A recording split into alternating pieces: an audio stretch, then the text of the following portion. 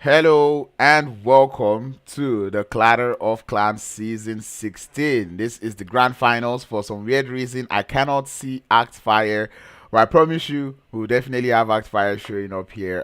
We've had a wonderful day. We've had a wonderful event so far. These teams have been battling it out for $150 prize pool, and I cannot wait to see exactly what they've got in store for us in today's games. And I'm pretty sure Actfire is just as excited as I am. I don't even know if I can hear him yet, but Actfire, if you're here, kindly say hi.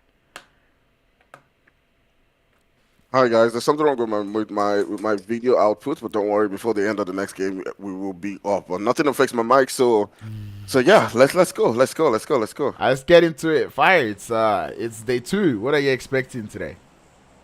I'm going to be expecting more of the same. Yesterday, it was absolutely aggressive from a lot of the teams. We saw some few teams perform consistently, like the boys from Platinum Power, like the boys from G2G, like O3. We even saw glimpses of great performances coming in from the guys like FOWLPLAY. Um, so I'm definitely expecting more of the same. Because the way the point system is distributed, everyone has to go for that kill. You have to go for the juggler of everyone within your vicinity, and I think that that's going to continue to be the trend today. And exactly, but then to see the trend, you have to start off the game just all right. And when we talk about starting the game, we talk about that playing path, which is kind of way off on that or close to the center of the map, but it takes us all the way from the waters of the military island up to the waters of Severny. Ladies and gentlemen, for the first time in the Clatter of Clans Season 16 Grand Final, we're going to be getting what seems to look like a military base zone or a military island zone. How do you feel about this one, Fire? I think this definitely gives opportunities to some teams who they didn't necessarily have that yesterday. 21st Century had to rotate a lot, and that affected their momentum. Going all the way north on the map to where guys like O3, Citizens, Foul Play were situated, and that seemed like that was the center of attraction in Erangel. So this definitely changes things a lot. Whether that's going to affect the final outcome, we'll see.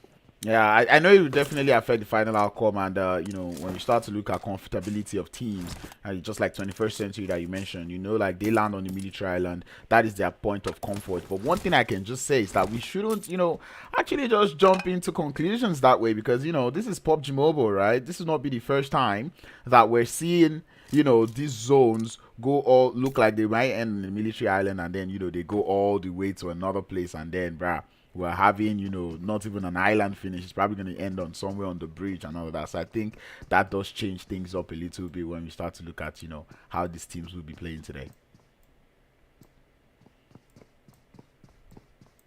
Yeah, definitely. So currently, let's just take a look at where everyone is situated.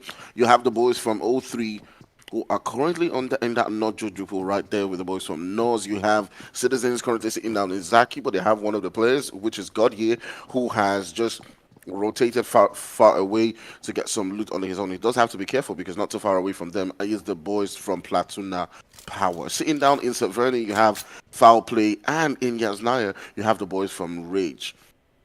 Now, there's a little bit of cluster coming in between SPT and Void building and his boys who are already getting into the action right there. So you do see one of the players from SPT already down.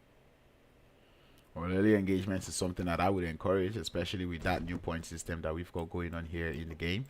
Seeing that the players there from from Superpower team are going up against Void Esports, and this is something that we saw happen yesterday, but it was not exactly in the same place, but around the same area. And yesterday it was the players there from Ooh. Superpower team against a technical knockout, but today it does look like it's going to be Void Esports up against the side of Superpower team, and it looks like Void Esports are really getting this one all wrong as they're down to Death God, who always seems to be the last player left for their team, holding it up and having to find his way into the zone. The thing about Void is they look like a team that has a lot of potential. They have Budin in the team. We saw him yesterday. He got about 3 knocks in Sanhok, and it seems like there's just something about the momentum that hasn't just kicked in yet. You know, maybe because they're a new team, they're still getting used to each other. They're still trying to understand their gameplay so far. But something's not just clicking for them. Hopefully they get it right as they continue to progress. Yeah, hopefully they get it right indeed. As this is not something we really want to see. Yesterday we saw them come into a couple of games with only 3 players. Today they have their full squad, but they end up going out early. So these are like little mistakes that I feel like these teams actually have to fix up before you start to get into the game. But at the end of the day, like you said, they're a relatively new team. And like I said, them having building on that squad, he's a very senior fragger. Now that he's down, we'll kind of see how the rest of the team would hold on to their ends, as the game continues to go. Yeah, definitely. We'll see how that one does progress. On the other end, on the northwestern region, we do have the boys from Citizens. It looks like Bego is really close to one of the players from PP. He somehow has rotated towards that spot where the boys from Citizens were currently situated. Whether they're looking to take on a fight early on right now is still left to be seen. But it does look like Jordis has just decided, hey, you know what? I'm just gonna get out of there. I'm probably outnumbered and rotate back to where. Rotations is what the players there from Platano Power have decided to prioritize. It does look like they will be heading off to go look for more vehicles, probably get their rotations on to play and get into the game. And I would commend them for that because the play zone is already going to start shrinking. It's already coming in. So all of these teams, and given that it is one of a zone, or it is a zone that looks like it might just end on the military island, I think many of these teams would actually want to get to the shorelines or at least to one of the bridges as soon as possible because that is where it all boils down to. How quickly you're able to get to that military base bridge. Exactly, because I think this is one of those games where you have to rotate in early. You have to begin to pick your spots. Although there are a lot of buildings in the zone, I feel like, personally, this is going to be a game that's going to end in military. But turning outside right now, you can see the boys from PP now taking down one of the players from Citizens.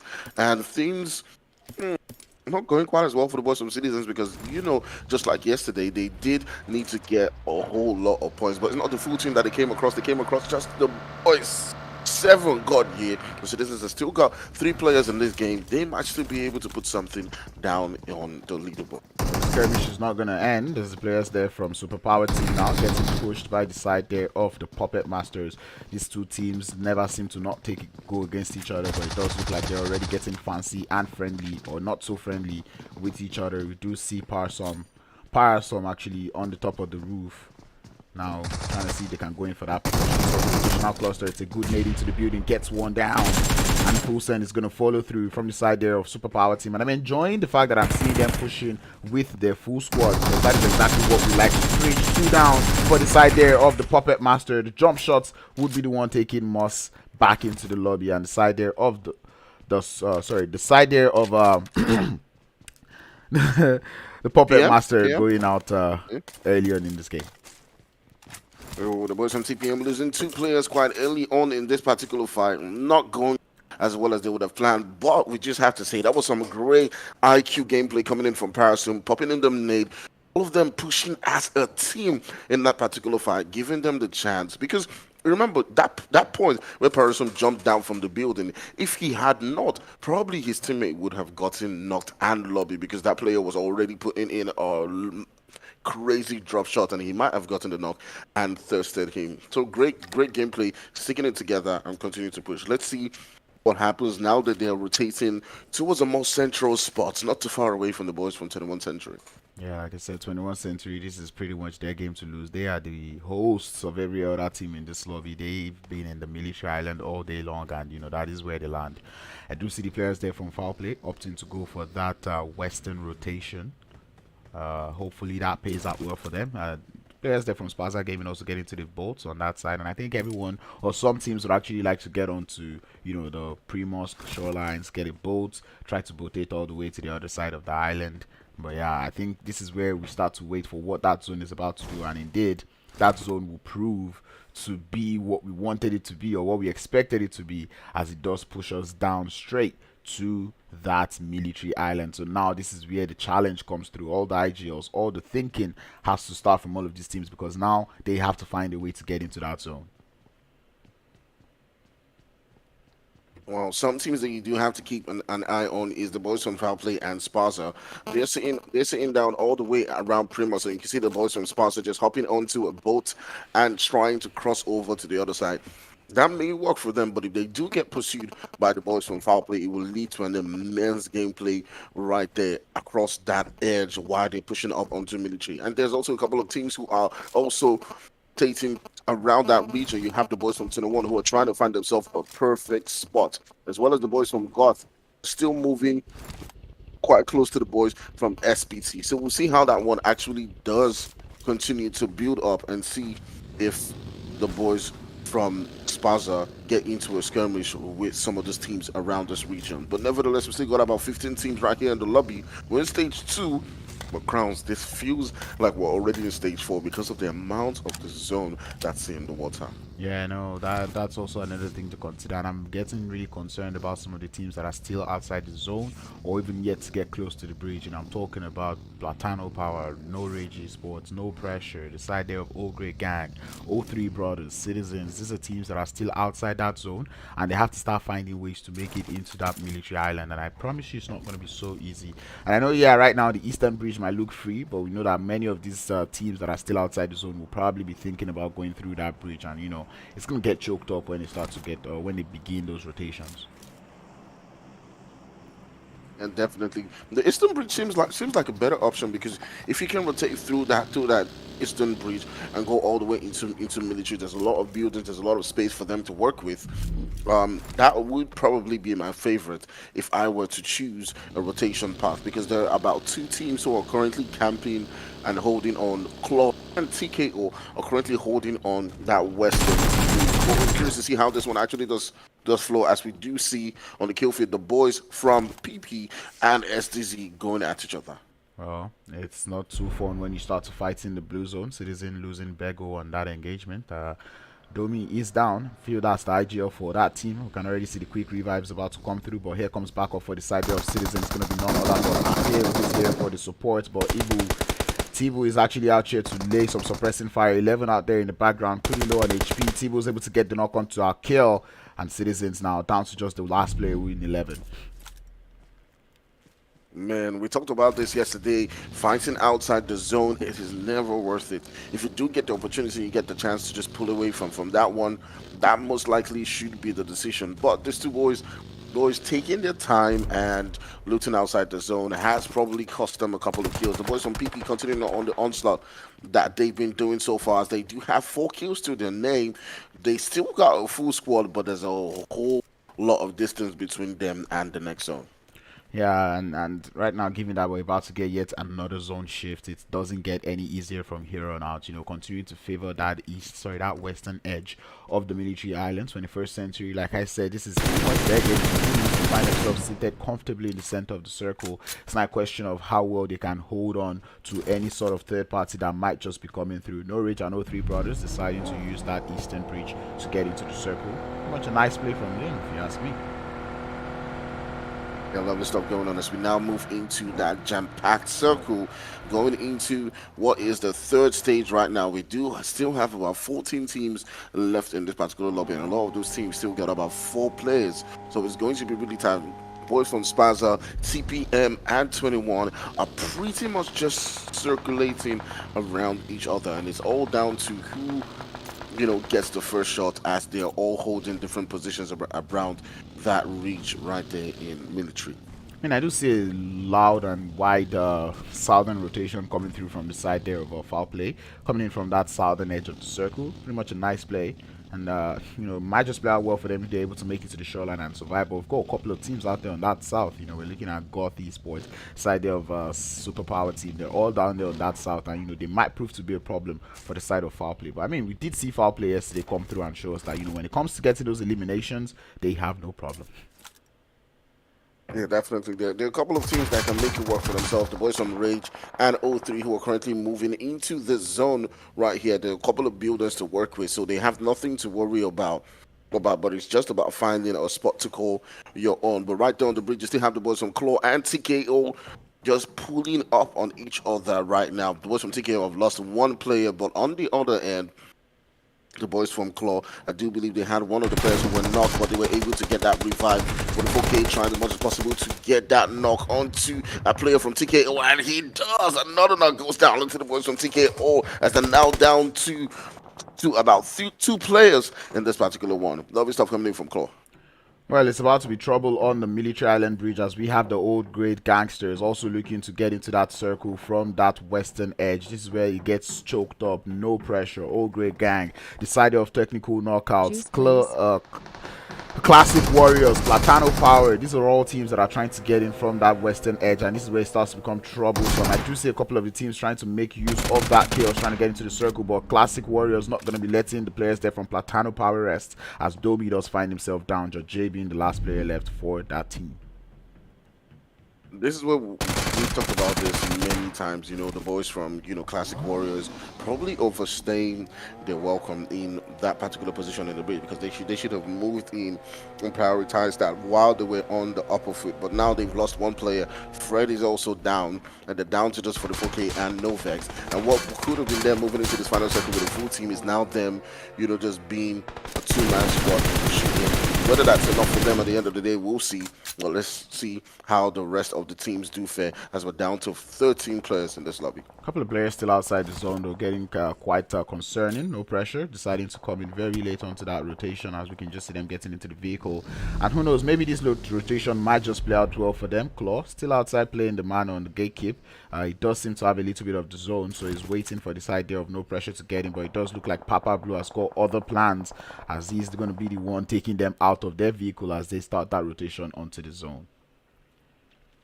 Was that worth it right there from Jodis? It did look like it was outside that zone, trying as much as possible to take down a lot of those players from Nose who were trying to get in. But at the end of the day, he got taken out. They leave this particular game in 12th place with 5 kills to their name. I do think, again, should have just moved into the circle, because this is moving pretty fast. But nevertheless, we still got about 11 teams right here in this game. The boys from 21 are chilling with a full squad. They've got 1 kill to their name. FOWLPLAY is still holding a full squad. 03 haven't got any kills to the name, but they've got a full squad to the name as well. GOTH came into this game with a 3-man squad, and they're chilling with no kills so far. SPT is on 5 kills, so they're the ones popping off so far. They've got a good spot within the edge of the zone, and right there in the center is the boys from 03.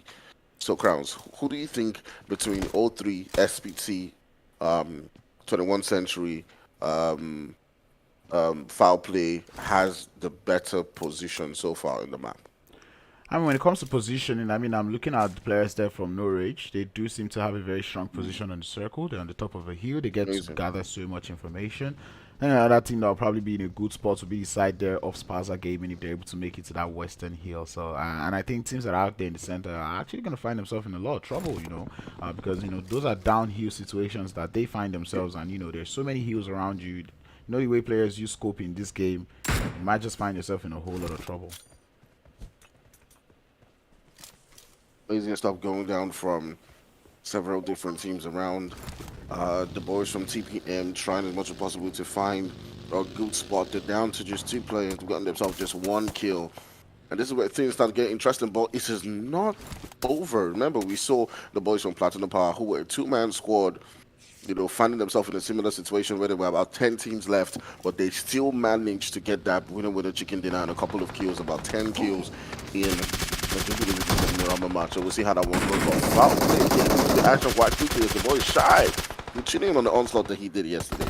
Enjoying the cover fire that I'm getting to hear from the side of FOWLPLAY. We did see that there is a squad that kind of gets it right when they start to talk about the support player, because Starboy Shay is able to get Shay down, as that was a little too much for him to handle, and FOWLPLAY will lose 2, or sorry, make that 1 player on that push that they have on that engagement with the side of Superpower team. This is where we start to see the dead parties coming through. 21st Century also putting in a little bit of work into this fight, as the side of Superpower team find themselves in between a rock and a hard stone.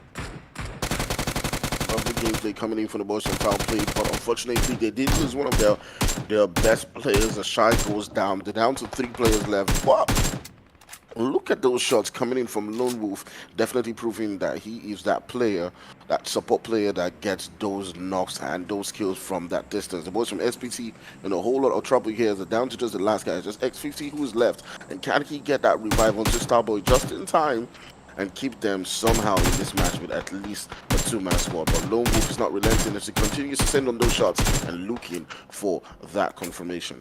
Well, 21st Century will be the one to steal that one away. And like I said, players there from Superpower team find themselves in between a rock and a hard place, left with X50 to kind of bear the flag or hold the flag down for that team. As FOWLPLAY left with 3, have to find a way into that circle from that southern edge.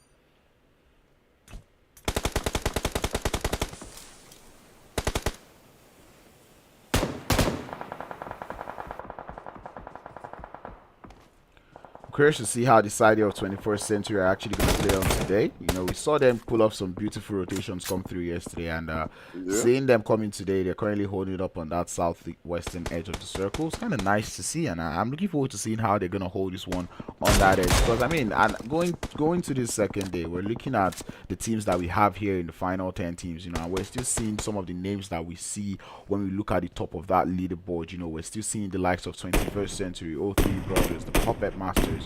These were teams that actually pulled up on the top of the leaderboards, you know, finishing from yesterday, and seeing them still alive in here today kind of just shows that, you know what, these teams, they're not just up there by luck, they kind of know exactly what they're doing. Exactly. So the 1 Century got a whole bunch of kills yesterday and put themselves in a great position. Oh, but look at that coming in right there from TPM as they do get a knock right there. And Pro just has to revive, try as much as possible to stay within this game. But what a lovely gameplay coming in from him right there. But gets taken. It does look like that'll be the end of the line or the run for the side there of the Puppet Masters, and it looks like another team looking towards the end of the line will be the side there of FOWLPLAY as they find their way on that southern edge of the circle. It's going to be GOTH Esports looking to welcome them with PlayStation 5, the IGL being the last player left for the squad. Man, all of these teams trying as much as possible to get a good spot within that zone. The boys from SPT have that last player who is currently in the blue. I do believe he's trying on some heal strats, but we're down to 7 teams right here as TKO is down to their last man. He's got a building to work with, so he can just wait for the rest of the players to continue on their fights. The boys from 21 Century have got 5 kills to the name, but 6 Ben is holding things down for the team. He's got 4 kills to his name so far, but EP has got 1. Okay, and right now the boys of 21 Century will be looking to wrap themselves into that zone. But PlayStation might also be a Trojan horse for them, as he's got his sights on the boys from 21, and he may be able to cause some trouble for them while they are trying to rotate towards that position where Goth is currently situated. I think the side of 21st Century just has to pick their fight. You know, look at who exactly you want to take on when you start looking at the circle. Do you want to take on GOTH Esports, or do you want to make it into the zone? Because at this point, we're looking at the open fields, pretty much open fields around the map, right? So, like, if you're going into the circle, you only have some dips to play by, which means you're going to be open to so many enemies. So this is where the vehicles, the smoke grenades, all of them start to come into play. And the side of O3 Brothers definitely using a whole lot of their resources. They have to make a decision to make it into that circle from that northwestern edge where they have RAGE ESPORTS looking to no RAGE ESPORTS looking to play gatekeepers for them. Oh, lovely stuff going down as we're now down to 5 teams left in this one. The boys on O3, they have a player who's currently knocked down. The boys on RAGE are sending on shots onto them, while you can see Nexus and his team made Ace trying as much as possible to keep them alive in this particular game. Reels is down. They've got 2 players who have managed to find themselves into a good spot. Ace has got to get those heals on as Pappy and his boys are trying as much as possible to pull into this position. Rage not having things quite easy in games yesterday, but Pappy putting in the work right there and sending off the leaders on the board back into the lobby. And right now, that makes things 3 teams in this one. Well, 21st Century heard the noise and they want a piece of that action as they're coming in for the third party, but unfortunately this is not going to be the best of third parties coming through from them, because no RAGE Esports did not lose any player on that push that came through from the side of O3 Brothers, so they would just be alright. But 21st Century find themselves taking heavy fire from that southern edge from the side there of GOTH Esports. All right, so things are now beginning to get really super interesting as we come into that last point within this particular game. We got the boys from the 21st century still on a full squad. Rage came into this game with a three-man squad, so it's a four. I do believe it's a 3v3v4. The boys from got sitting down with a three-man squad as well. So 21st century looking like they can actually edge this game through. It's all down to who does get that next knock. Baby and his boys trying as much as possible to take on Rofai and Deji. You can see them just looking for that one nade to connect and see if they can take them down. So skirmish going down between these three teams, and it's all down to little margins on who gets that knock, whose nade connects, who's able to push on and get that winner chicken dinner. Let's see how it does progress. Refine not quite able to put in all the shots through that smoke. Wouldn't be able to get any of the players down, but Power would eventually go down for the side there of 21st Century as they try to make it into the circle. Sixpen about to get grenaded where he finds himself behind that buggy. It's only a matter of time before these players start to get taken out. And I'm enjoying what I'm seeing from RAGE ESPORTS, but they lose two coming through from the side there of GOTH ESPORTS and 21st Century working together. And this might just be the end of the side there of no RAGE ESPORTS as we can just see them losing players by the second. Sixpen putting in the work right there onto the boys from Rage Esports and getting kill after kill as he does send them back. Sixpen absolutely on fire in this particular game. Someone has to stop this man as he's currently chilling down with 6 kills to his name. And he has been putting in the work, but Agatha goes down as she's trying as much as possible to get that knock to one of the players from top, and that uses things or levels things up down to a 3v3, but they look like they can get that revive just in time. The boys from God will be looking to see if they can pull up onto this particular location, and you can see Ziggy up into the vehicle trying as much as possible to get another angle, but he does pay for that as he does get taken down. Sixpen continuing on his onslaught as he does go for that finish. On the side of 21st Century, they're holding a pretty good defense as they continue to ward off the side there of GOTH Esports. Chinese, I believe that is Gyro God, finds himself having to hide behind the smoke, but Sixpen is going to go down for the side there of 21st Century, leaving them in a 2v2 situation against GOTH Esports. It's a question of who is going to hold it up the most. 21st Century do not have anyone in front as GOTH Esports decide to send one player to go in, getting a little bit closer, but that buggy might just be collateral damage. Ooh, this definitely does put the boys on 21 in a precarious situation. What looked like they had the front foot, the legs on the pedal, they were about to take out the boys from God, is now them in a 2v1 situation. But they fought back, and the boys from God are down to just the one player, and if 21 can get that revive, and it does look like they're about to do that, it might just change things, turn things into a 3v1. Can they do this without their top gun, the Sixpen?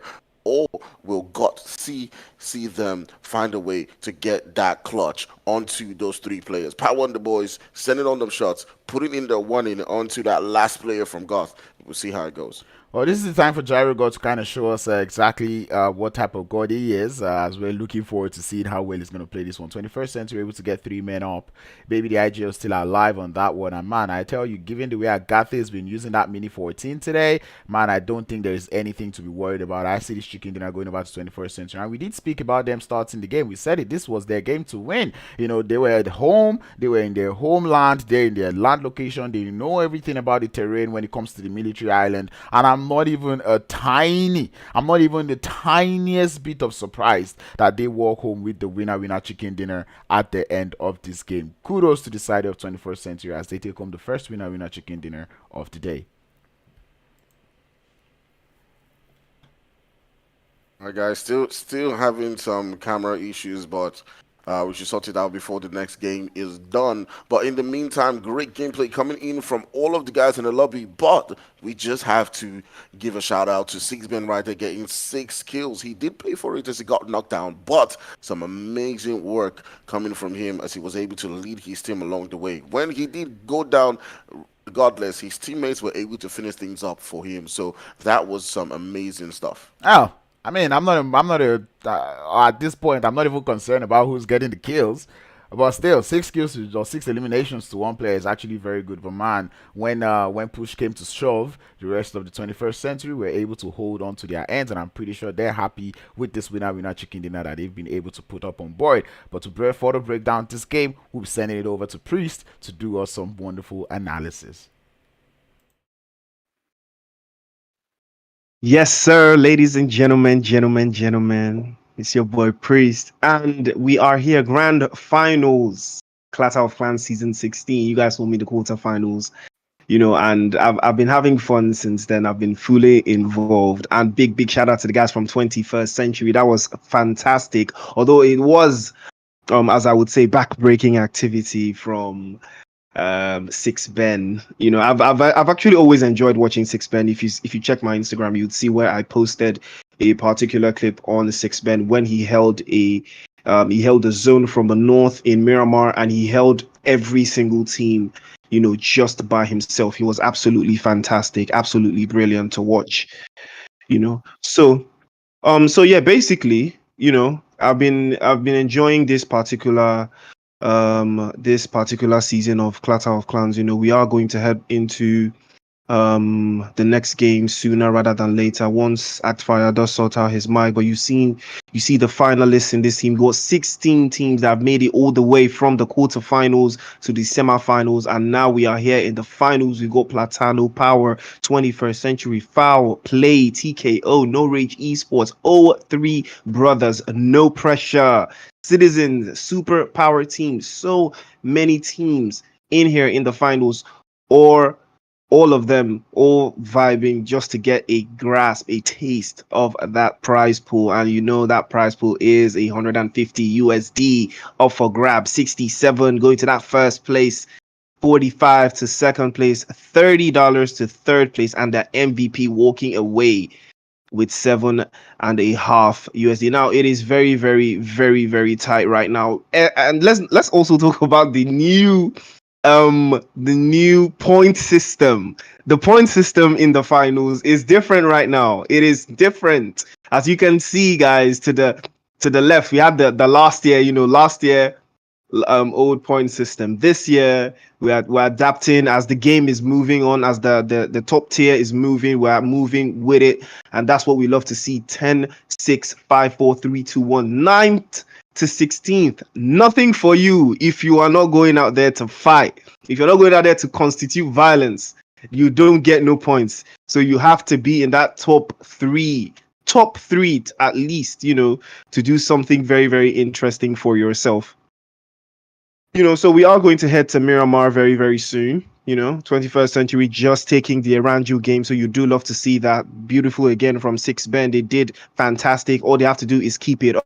That they might just take that game. No Rage Esports also there. Goth Esports also working hard. So you do love to see it. But we will be back for Miramar.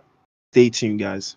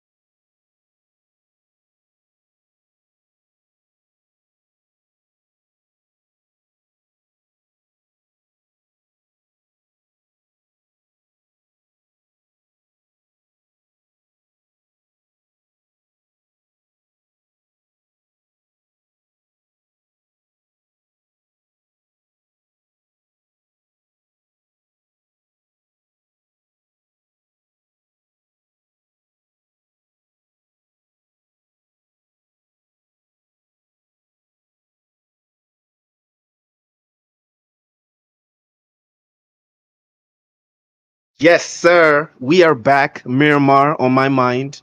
I'm ready to head into the next game, and take you guys with me. Crowns and Fire are just humming in the background, ready to take you guys to Miramar alongside me as well. But that was a beautiful first game that we had. Erangel 21st Century taking the chin dinner with 6 bend, going all out with like 6 eliminations.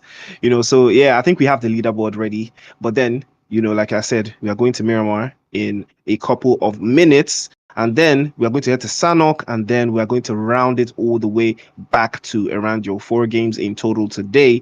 And guys, we are ready. We are absolutely ready to take you guys the rest of the way. You see that, like I talked about it before, brand new point system. So the leaderboard is going to look very, very strange to you now, because we were talking about the game just before it kicked off, and we were talking about how the leaderboard is going to look based off of this brand new point system, and it's going to look very, very different, based off of what you already know and what you already see, and every.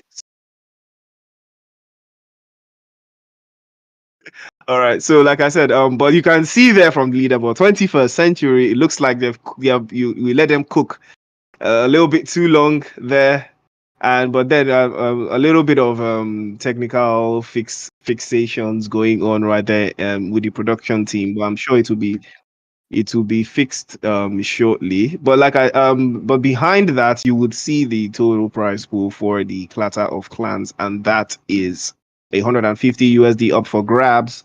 You know, with first place going out with 67 USD for that first place, 45 for the second place, and 30 for third place. Don't forget about the MVP. Do not forget about the MVP. But then, yes, like I said, we have the leaderboard now. And like I said, it's looking very spicy, looking very different. You can see first to fifth place. Very, very, very up for contentment there. 21st century. 21st century is first place there. O3 Brothers, No Pressure, Proper Masters, all of these teams all vying for that winner chicken dinner in Miramar. And speaking of Miramar, guys, I think we're ready to go. Crowns, Fire, set it up. Yazerski, thank you. Let's get into this, man. I mean, we did see Miramar turn out to be a very crazy game yesterday, and I'm looking forward to seeing what these teams will be able to do today, especially given how not so nice this flight path is.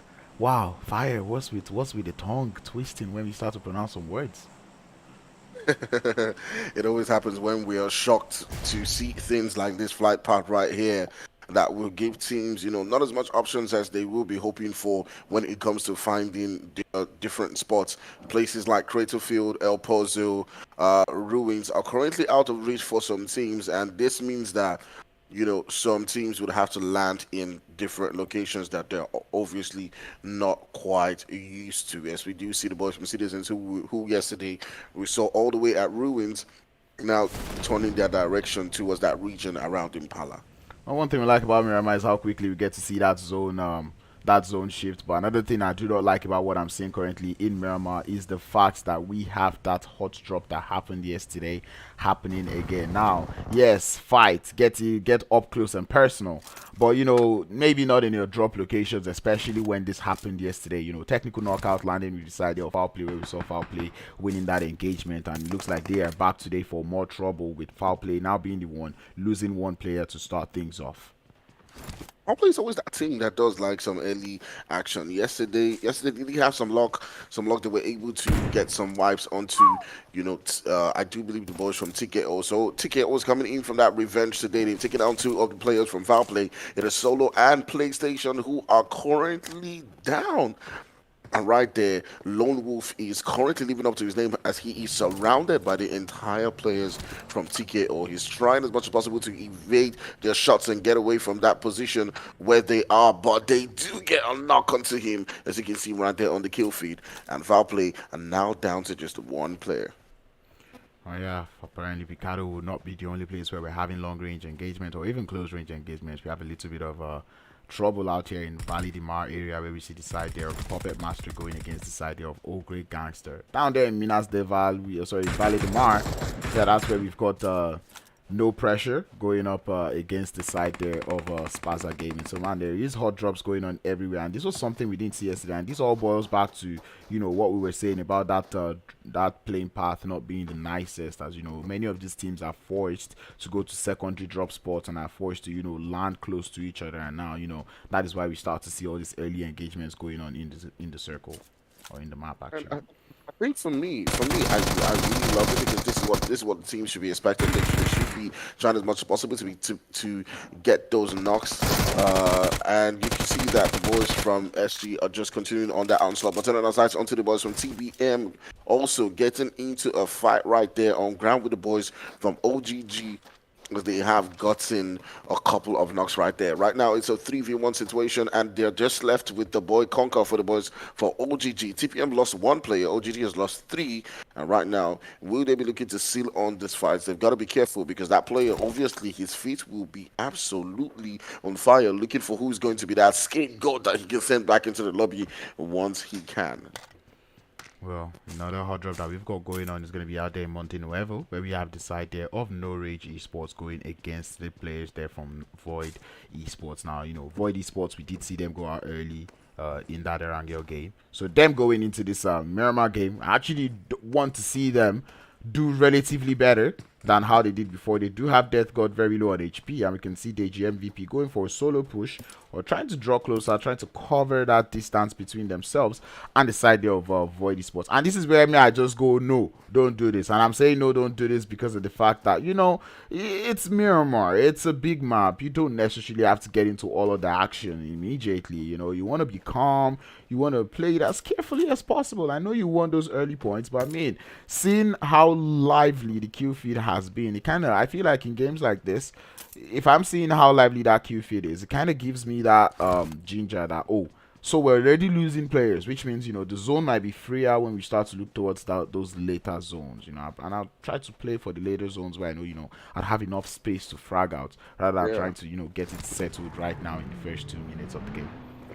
Yeah, Miramar is probably one of the hardest maps to rotate in because there's always third-party shots coming in from left to right. So for me, a lot of those teams who are currently situated outside that zone should be looking to move into several different spots. The opposer is currently free. Power Grid is free as well. So Claw should be trying as much as possible to move into that center. Same thing with the boys from SDZ. We did see in that Erangel game, they did pay for fighting inside that zone quite late. So they should have that at the back of the mind and try as much as possible to push into that zone quite quickly. But regardless of the fact, we still got about 15 teams right here in this lobby as we're moving on to the second stage so far, and a couple of teams are right there with themselves. TKO have still got one of the players from FOWLPLAY with them. On the other hand, Void and Rage are looking like they're getting ready for a battle. And it does look like they are going for a little bit of a sweep right now in the circle, or sorry, in Picado, trying to look for that final player there from FOWLPLAY. As you can just see them looking for that man, taking in a couple of shots, not quite able to get that player down, but you can see that the chase is fully on, looking for where that player is situated, making sure they sniff him out from wherever he is hiding, and it's only a matter of time before he's spotted. As you can see there, going for the chase. Shots from outside from Zeus would be the one to send that man back into the lobby, and it looks like technical knockouts would be the kings of Picado for today.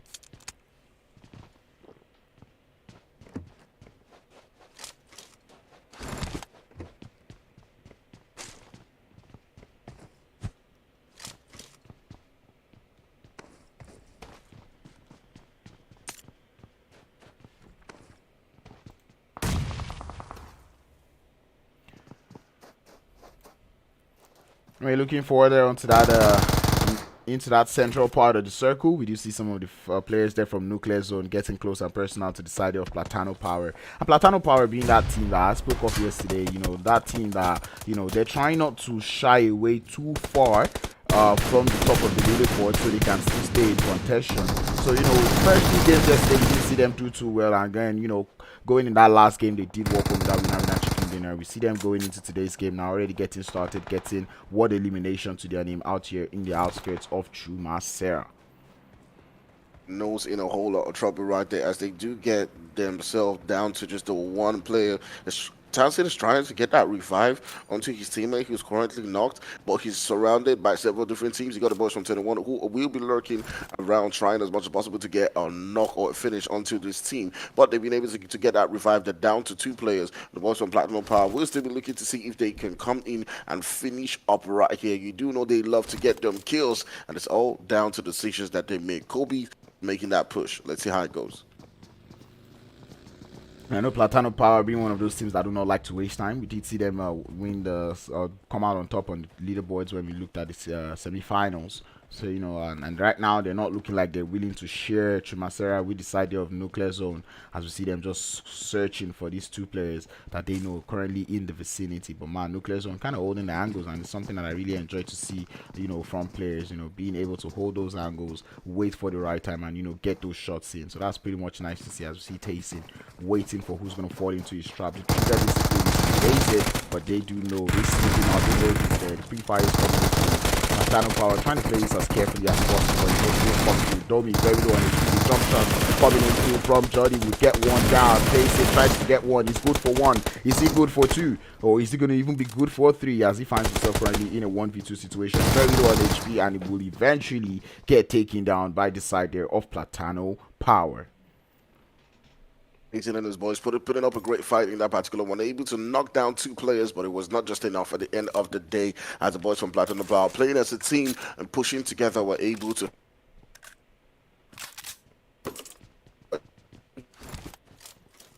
Well, I'm pretty sure he was going to say that we were able to get those eliminations. Looking at the zone, we pretty much have a very western zone out here in the map, as we do see a couple of teams already finding their location to the center. I kind of like the way O3 Brothers are playing this one. Yesterday, we did see them play a lot of off-center, and, you know, today we're seeing them heading straight for that center. I mean, it didn't really work out in the first game, because when that zone shifted away from them, it became trouble when they were gate-kept by the side there of RAGE ESPORTS. But, you know, going into this Miramar game, they do seem to be, you know, prioritizing that center of the circle, and we can see them, they've been able to put in a little bit of third party, get a couple of eliminations to their name, and you know, I think it might just work out for them if they play it well.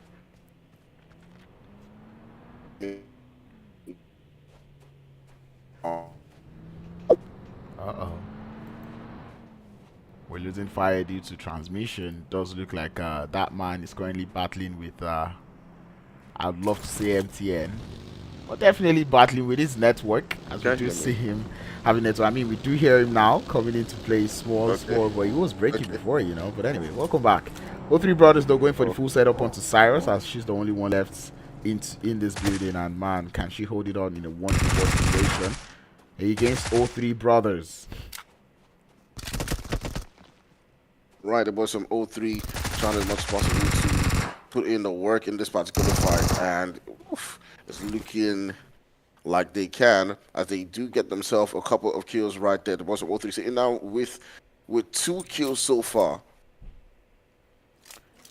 Well, we do know something about this game is that one thing that pushes teams on when we start to talk about this game is the momentum. And, you know, when you're able to start that game with a couple of, you know, eliminations to your name, you're definitely gathering up that momentum. You're feeling good about yourself. You know, you're feeling more confident than pretty much anyone else in the lobby. So, you know, getting those early eliminations too could actually give you, like, you know, a huge bump. Raise your shoulder a little bit, because you know that you're all warmed up. You're ready for that next engagement. And like I said, momentum, definitely what we work on when we start to talk about PUBG Mobile. Alright, so the boys from SPAZA still holding a region not too far away from the boys from O3. We'll definitely be looking to send them some shots and get a couple of eliminations, because you do know SPAZA is definitely not that team to shy away from getting themselves into fights. But they're in a 3v4 situation, as one of the players, Cyrus, is getting taken down by the boys from O3. They're just on the boys chilling in a building, looking quite calm. And there we go, we've lost fire again. We did get another zone shift. Does go a little bit up to that northern side of the circle, or sorry, northern side of the previous shift, a little bit to the center too. And I think it's going to be a huge relief for many of these teams, because that first zone, you know, there was a huge chunk of that western part of the zone that was unplayable. And, you know, this right now is kind of looking better for them, As you know, there's now a little bit more space to work with, which is what is kind of getting me a little bit worried, because we see so many of these teams actually out there on that northern edge of the circle, and on that southern edge of the circle into the southeast, and there's like, the whole north can still be played. And I know that the west is maybe not the best place to be right now, but you still want to occupy so many space, because man, it's about to get jam-packed, and who knows, we might just see so many players going out even just at this third stage.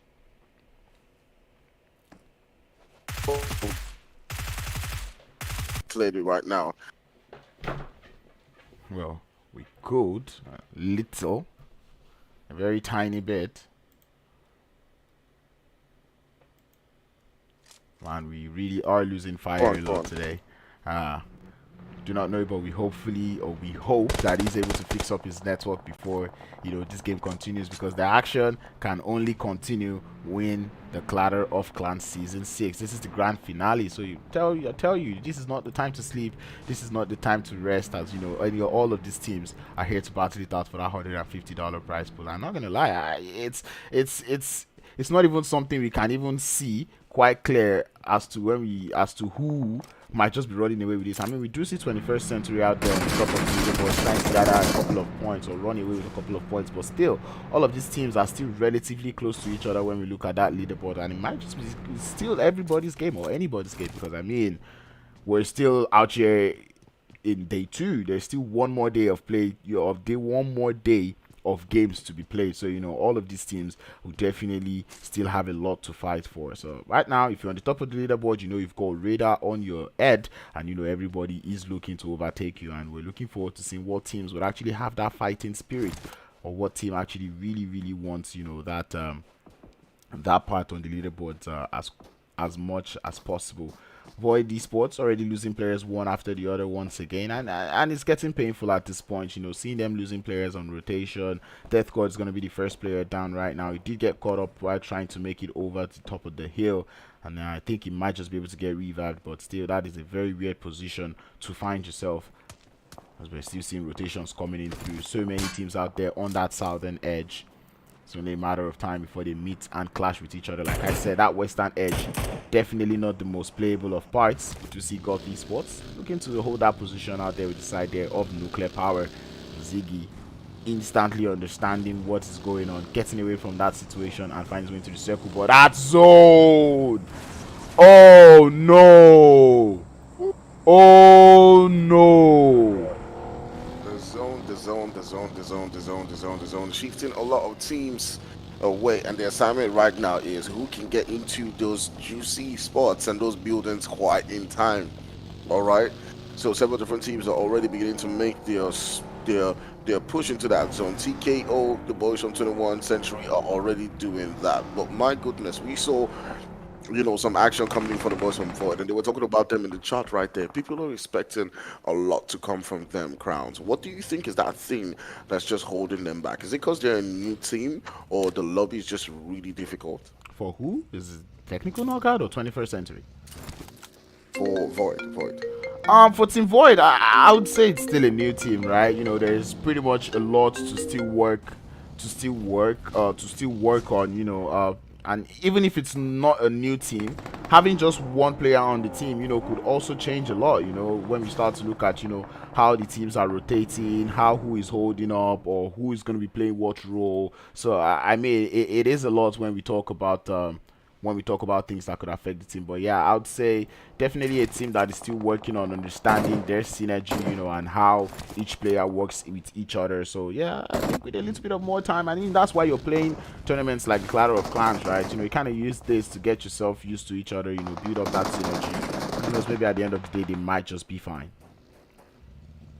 So several different teams now beginning to make their position known. The boys from PLATANO Power also getting into a skirmish not too far away from the boys from NP right there. You can see Kobe looking to see if he can get another knock, but he's got to get that revive onto his teammates. It's a really tough one. There's so many different teams around this region. The boys from O3 are also within the vicinity. GOTH is also lurking around, and another knock goes into that player right there from PPC. Citizens are also in the building. So right now, the boys from Platinum Power, what was looking like they were in the front foot, is them having 3 players down, but they're able to win that particular fight against Prison and take Prison down. Now it's all down to getting this revived just in time. They have no player who has been lobbied, so they might be able to get back all their 4 men.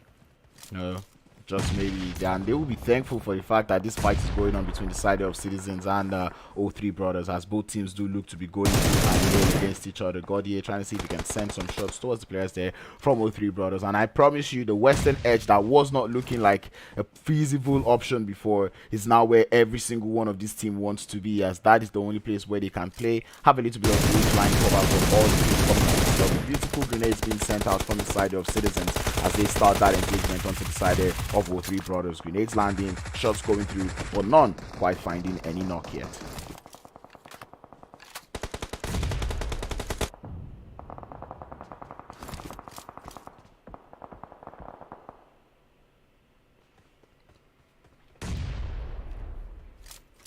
First century, leaving Sixpen on the top of the hill, allowing him to have that freedom to do what he does best.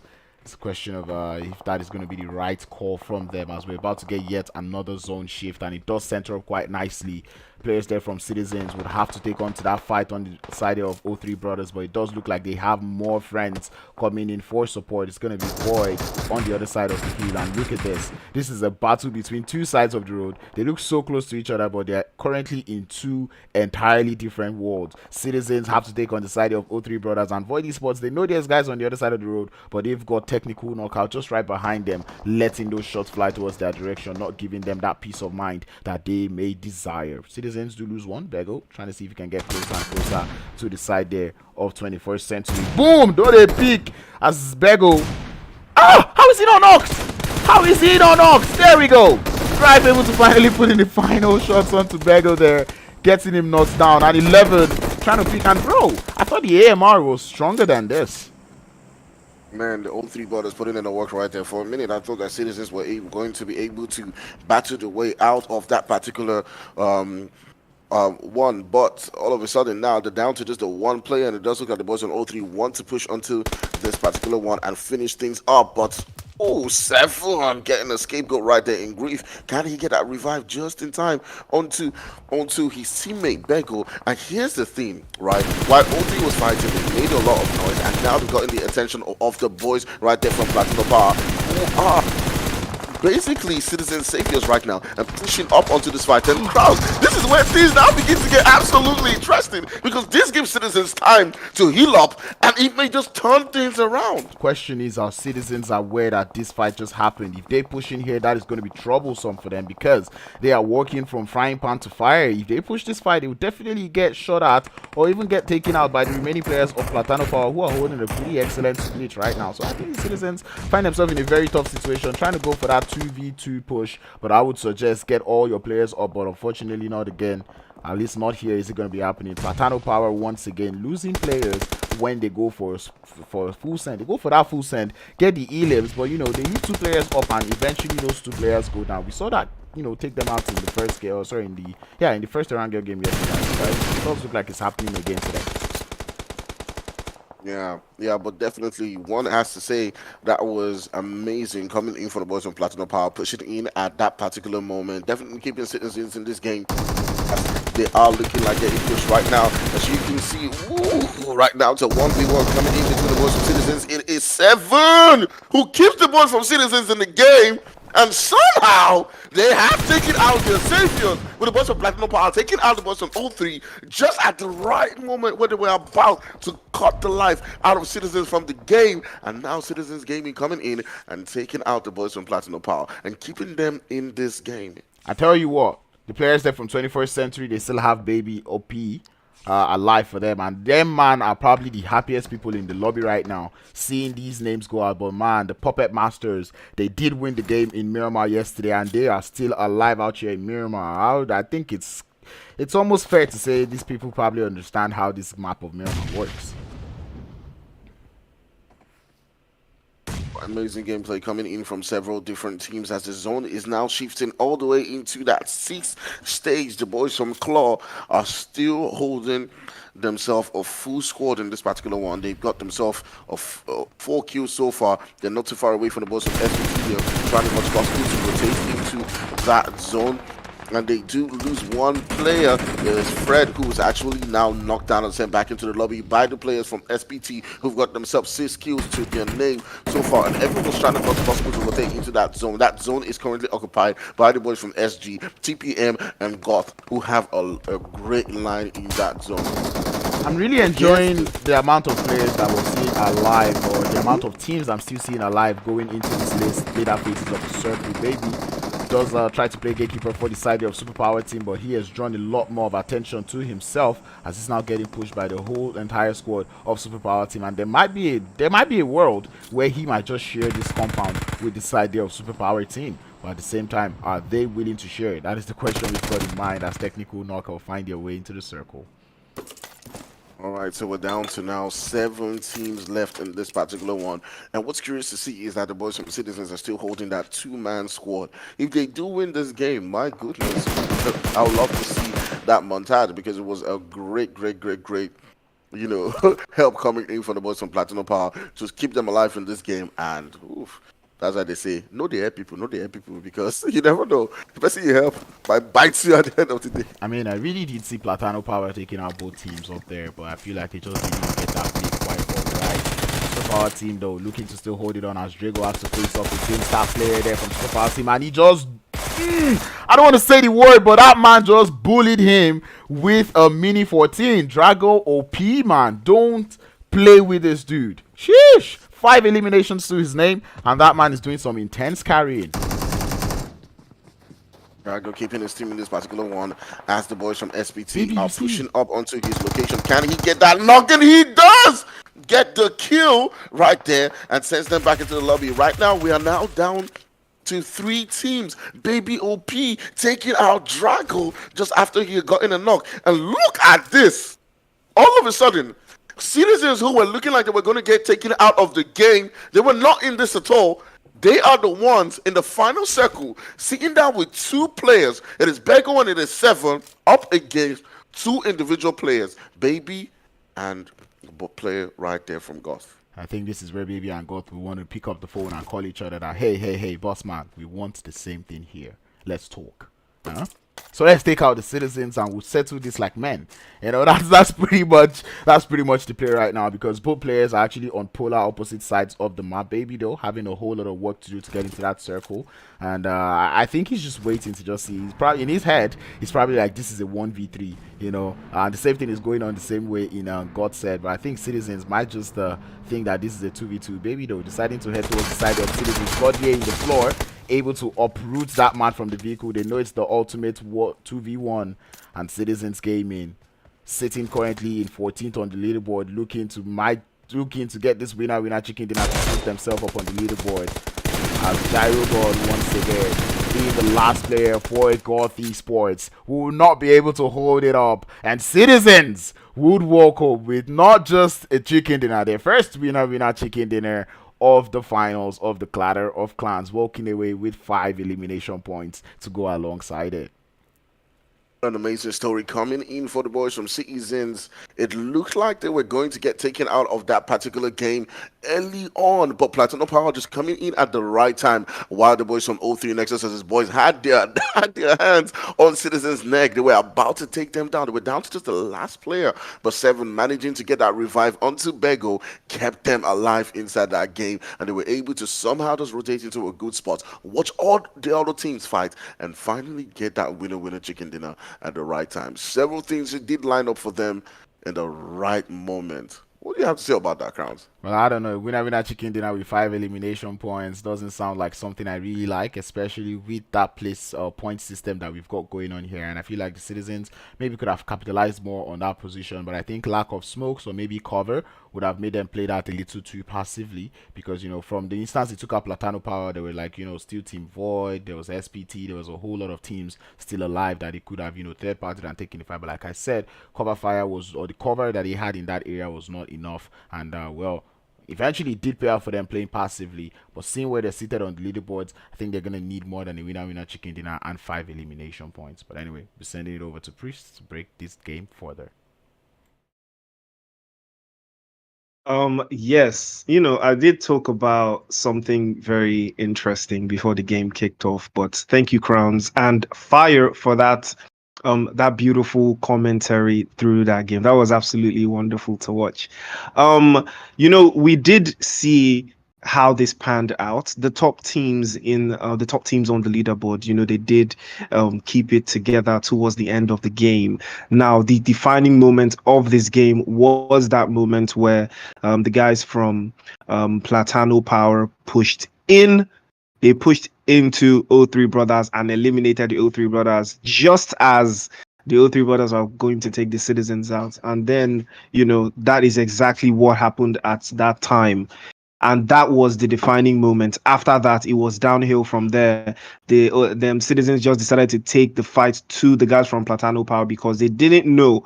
That's what happens when you barge into a fight that you know nothing about. So, Platano Power just barged in there, took out all three brothers that already had Citizens by the ropes, and then totally forgot about the Citizens. And then Bego and Gordier put the work in them. They put the fire in them, and that was a beautiful. But then, like you said, Crowns, it's not a lot of points based on the point system. If it was the old point system, then we'll be talking numbers. But it's not the same point system anymore. So they do have to, they have to replicate this again and again, But then GOTH Esports, absolutely brilliant. They have been consistent, low key. GOTH Esports has been quite consistent so far. So that's another team to watch out for. Platano Power as well. Void, all of those the teams that have been at the bottom, they have been performing today. Citizens included, no Rage Esports as well. All of these teams is like today, they've decided to step up, So we are going to head to Sanhok, and then that's going to give us a little bit of an idea of how the leaderboard is going to sit, after the third game today, or after the second day rather. So before we head into the third game, that's Sanhok. So so that's pretty much the vibe I got from that game. I'm really excited though. I can't even predict what the leaderboard is look like right now.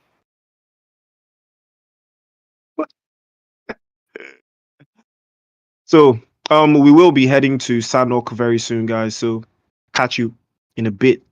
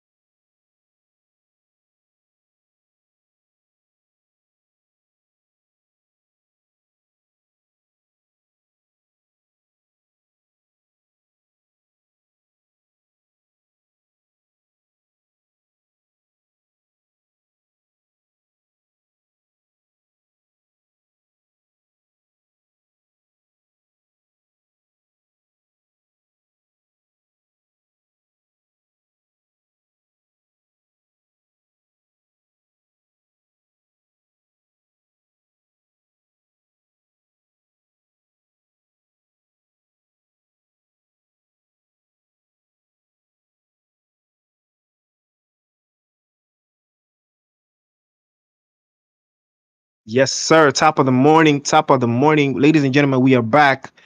And we saw an amazing, amazing Miramar game just concluding itself. Citizens snatching a winner chicken dinner with 5 eliminations by the skin of their teeth.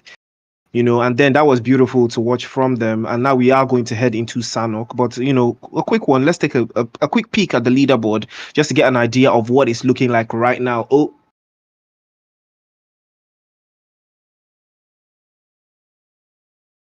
so yeah, we are going to take a look at the updated leaderboard sooner rather than later. But I think this is the leaderboard we started the day with. So we are going to give you guys a progression. O3 Brothers was first place. Puppet Masters following them, no pressure, just behind. Platano Power kicking in just right in time, and all of them putting pressure on each other, as the game continued to spin right through. And then we've had 2 games go down already. We did have the first game, Erangel and Miramar, go down 21st Century and Citizens taking chicken dinners apiece. 21st Century did find a way to skim right through in the last game, and they did keep it together. Just kept all of that energy, kept it so consistent, and they were able to get some extra points in this game as well. And then we now know what exactly it looks like. We know exactly what it looks like right now because 61 points, 21st Century in first place. So you guys keep an eye out. 21st Century is leading the leaderboards. Platano Power just behind them, chasing but never stopping. O3 Brothers now in third place, and we already have Sanhok, Sanhok in front of us right now. And speaking of Sanhok, I think we're about to head there. Fire, Crowns, take it away. Well, welcome, people. You missed the play path, but you definitely have not missed any action as we are back into the most chaotic game of the game. The most chaotic map of the game, Fire, isn't it? Yeah, definitely the most chaotic map of the day. You never know how this one is going to progress as the several different teams are holding, different spots. The boys from FOWLPLAY are not too far away from NOS, all the way in that southeastern region. All right, so we might see a skirmish coming out between those two guys at the moment now. But FOWLPLAY is sitting down quite alone. But just speaking about the devil, the boys from FOWLPLAY already getting into the action right there as they've gotten a knock to themselves. Well, FOWLPLAY deciding not to go all the way to How today, which is a nice play if you ask me.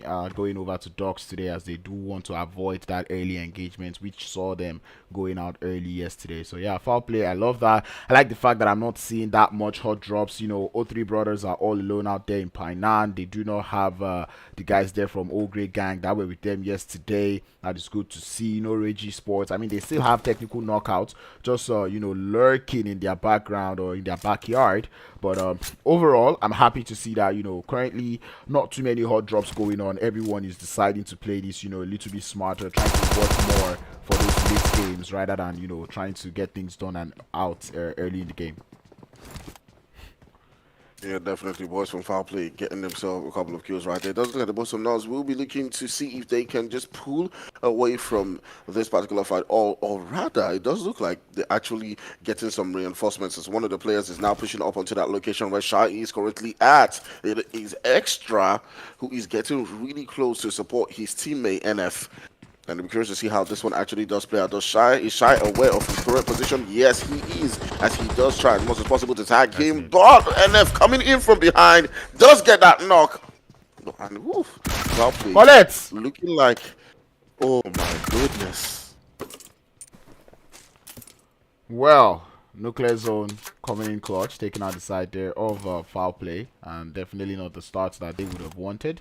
They have 2 players left in the game in the side of Station and Locade, and we hope to see them hold it until the end. But man, speaking of holding things on, technical knockouts, full sending the side there of No Rage, with only 2 players out there in Camp Bravo, as Rufai or swallow that beautiful grenade coming through from Bad Boy. So, taking a look at the map where we've seen a little bit of skirmishes here and there. The boys from NOS and FOWLPLAY going at each other a little bit. TKO getting into some fights as well, as they've got 2 kills to themselves, as well as 2 kills taken from them against the boys from RAGE. They're both at Camp Bravo, and they are just at each other's juggler. They both have lobbied or taken out 2 players each. They also do need to be careful because the boys from Platinum Power are lurking around. You know what it is, Crowns. Those boys are always looking for a third party. Yeah, I know, right? And it's clear to see that these guys are already tapping into that form that we saw them pull through, coming through from the semi-finals. You know, see them already closing up the gap between themselves and the top place 21st century. I mean, there's like 8 points in between them at the moment, but still. See them coming in closer and closer for the third party, and just like you said, technical knockout and no rage, they have to settle this fight as fast as possible. Colette, stop it! Deji has it all to play for right now, as it's down to just him, but he does need to be careful. Like, you know, what will be the situation? Try to clutch it. I think in this particular system, I would say still try to clutch it, Yes, sir. or try to see if you can get yourself those extra kills. But with the boys from Platinum Power coming in quite close, inching in closer and closer, it might spell trouble for the boys from TKO, and maybe, just maybe, it might provide opportunity for Deji to get a revenge onto 1 or 2 of those players. Yeah, exactly. They're just currently praying for that third party, praying for that spoiler to come through from the side of Platano Power. Bad boy, bad boy, bad boy. Or looks like Domi is having second thoughts. And well, as much as I might like to call it a good play, it does look like he's only falling back because Kobe does seem to find himself getting pushed by 2 players here from Void Esports. Can he hold on to the 1v2? Try to get ward, cultural dancing, but it's not enough, as he would eventually get knocked and thirsted back into the lobby. Really putting in the work. He's one of those players that has, there's been a lot of talk about him right there. People expect him to perform a lot better because they know his history, they know what he's done in the other teams, but so far they've not been able to put in those performances. But coming against the leaders in the semi-finals right now and the contender for winning this tournament, they've gotten a couple of knocks so far. They've taken and lobbied down Kobe, and right now they looks like they might be sending another player back into the lobby if they can push in just in time. So Budin and his boys have a lot to do, but there's also the boys from TPM who are not far away from the region who might be causing them some trouble. Yeah, and the third party central of PUBG Mobile, Sanhok, is where any of those teams will be coming in for that third party. Man, zone not even getting any bigger, it's getting smaller and smaller as we do see that first zone shift come through. Centers up quite nicely on that eastern side of the map. Platano Power would be able to grab that revive up as FOWLPLAY now jam with the remaining players there from Nuclear Zone. Oh no. Right, so oh no. The boys in FOWLPLAY getting sent back into the lobby right there, as they will be the first team to get taken out.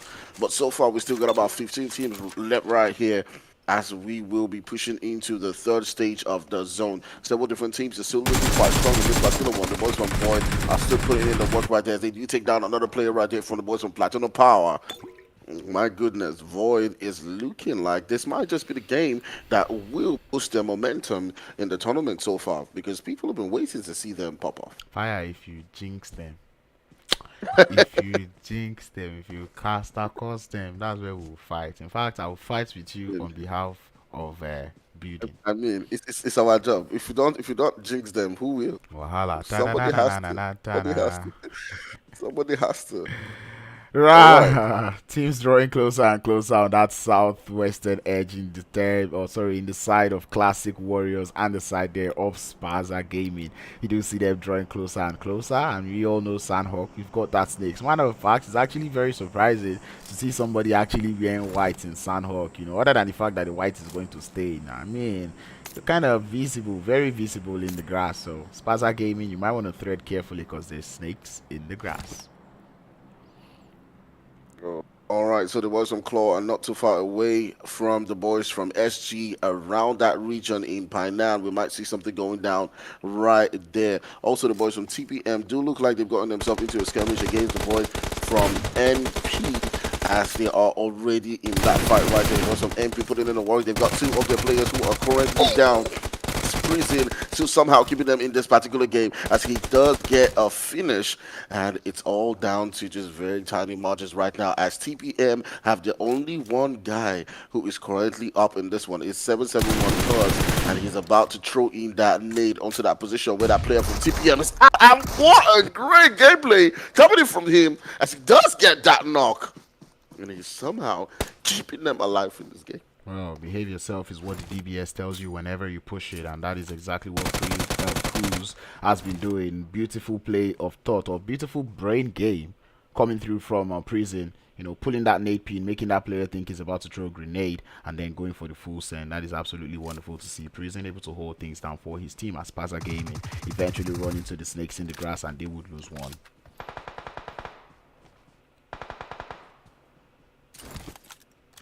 Amazing stuff coming in from Prison and Glixie right there, and they did somehow keep themselves in this particular game.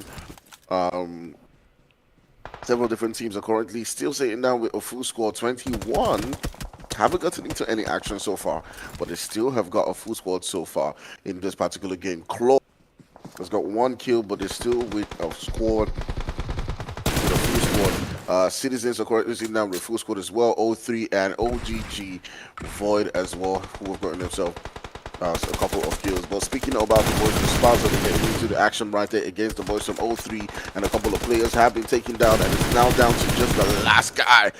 It is Cyrus 49 Virus who is the last guy left in this particular one. The boys from Claw just keep on sending on them shots onto them and looking to see if they can annihilate them. They also have some revives that they need to do on their own side, but Fred, who's got some work to do to get Novex back up in this game, might be looking to see if he can push on up to that last player right there from SG and finally get that final kill.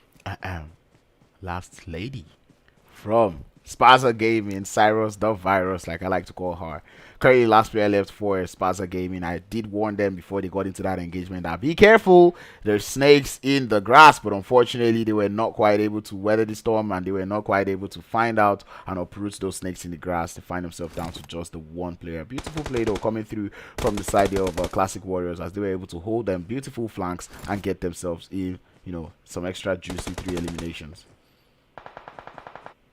So without zone shifting right now, several different teams are currently situated quite comfortably in the zone. The boys from 03 are holding a great position, as well as the boys from Citizens around, I do believe it's Quarry right there. You also got the boys from GOTH who are outside that zone, looking to rotate towards those regions around where Citizens are situated.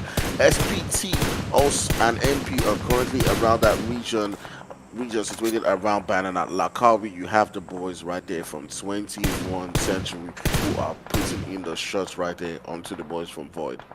Well, it does look like Six Ben is activating his inner god as this man has been on fire for the whole day. Currently sitting around on 2 eliminations going into this engagement as they've just been single tapping. I tell you, that 6x is on full spray, and that player was just taking out you know, the single tapping the players there from Void Esports, and just you can only guess who jinxed Void Esports as they're down to just one more player. Yeah, I don't know. Fire. Them, Fire. So terrible of that person who jinxed Void Esports. But regardless of that, the boys from Void Esports are down to their last man. It is Hanma who's somehow keeping them alive in this game. They've gotten themselves 3 kills so far, and it's all down to tiny little margins. He does not have to take on them shots onto several different players, but now turning our sights onto other teams. So much action going around the boys from SPT. Let's see, Crowns, how this one does play out. Yeah, no pressure, losing their last 2 players out there in that push coming through from the side there of Old Grey Gangsters as they did come into that building with full force, sending it with a full squad. They did lose one, or they did get 1 player knocked, but the full send definitely did come through. Was played actually very well for the side there of Old Grey Gangs. They're able to get 2 eliminations to their name. Down to the last 12 teams, 35 players. We see a lot of trouble looking to be looming around that eastern edge of the map. A lot of these teams are still holding full scores. The boys from Claw have gotten themselves 4 kills. They still have a full score to their name and getting into the action. It is the boy 6Ben again. I do believe this guy is probably going to be our MVP of the tournament because he's been grabbing all those kills over and over again. When they got that winner with a chicken dinner, if you do remember, he got himself 6 kills and he's continuing on that same trajectory, getting himself 2 kills so far in this particular game. But they're still looking quite strong, and I do hope I do not jinx them. Citizens sitting down with 1 kill as well as the boys from 03, and then OGG's in now with 2 kills so far. Void are down to the last player as well as Platinum Power, who are just down to just Jordis. And the boys from North sitting down with 4 kills, but they've got just a 3-man squad. As the zone now shifts onto that 4th stage, we're curious to see how this one actually does work out as TKO gets into some action. Wonderful play coming through there from Baby as he goes for that full send into the compound, being held by the side there of, I forget, I think it was the Puppet Masters, but that was absolutely wonderful coming through from him. A beautiful grenade to get the push started, and it did go in through with that UMP to get that final elimination. Wonderful to see from 21st Century, and I'm really enjoying the prowess that the side of 21st Century are bringing into the games today. I mean, they're currently seated with 5 elimination points. Power! He gets camped by Jordy, and down he will go. Oh, that is so painful. My goodness, my goodness. We talk about this all the time, just finding yourself in the wrong place at the wrong time. And Jordis does get that elimination onto that player right there from 21 Century. Are they going to be pushing up onto that particular location, looking to take him out? It does look like it. As you can see, Baby has pushed up onto this one. 6Ben is also coming in and trying to provide that support. And are we going to see the squad wipe coming in from Jordis as he is still keeping himself in this particular game? He's comes up against 6Ben, but the firepower was just way too much as 6Ben does get that elimination. Well, that is a very painful loss for the side of 21st Century, losing one of their strongest support players in the side of Power, fortunately. We'll see how well they hold. I mean, they're currently holding up with 7 eliminations, or sorry, make that 6 elimination points to their name. So I believe they're still fine. They should be good. But you know, losing a player when you have such a good start to a game is definitely not so nice. They do have the side there of Nuclear Zone just out there, very close to them, lurking in their background.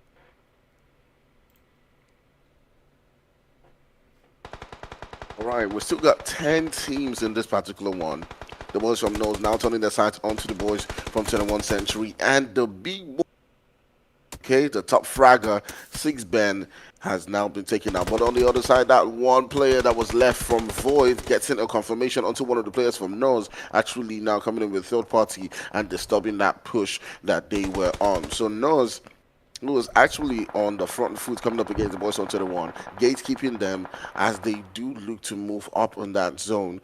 Now have one of the players taken out. It's all down to very slim margins as we're moving on to the next 5th zone in a couple of seconds. And who is going to get that winner chicken dinner crowns? Well, we did see OIK from Classic Warriors getting closer and closer to the side there of Nuclear Zone out there on that southeastern edge of the circle. Currently in a 4v2 engagement, and I'm looking forward to seeing them capitalize on this engagement. But 21st Century with those single taps are really doing in the damage, getting in the knock onto the side of Nuclear Zone. And what did look like a bad push from the side, or sorry, for like a bad situation for the side there of 21st Century has been turned over to good as they now sit with 8 elimination points to their name. Amazing stuff coming in from the boys on 21 Century as they do take out another player right there from North and send them back into the lobby. Things are now looking really tough as the zone is situated around that position in Ban. You got the boys from OGG who've got a great spot within that zone, but several different teams can now begin to rotate towards that region. The boys from 03 are now trying as much as possible to get their scouting done with Riley's, and it does look like he has spotted a good position and now will inform his teammates. But Citizens are also getting into a skirmish not too far away from the boys from Buff. You know, when we see zones like this, we say we are going back to base. We're going back home. That is exactly what we are doing, because the zone is ending back at the spawn island, which is in the island there, or which is in the ban side of Sanhok. We do see 03 brothers getting close to that center, and they're taking shots from the side there of Old Great Gangsters as 21st Century continue to wreak their havoc onto every single player in the lobby.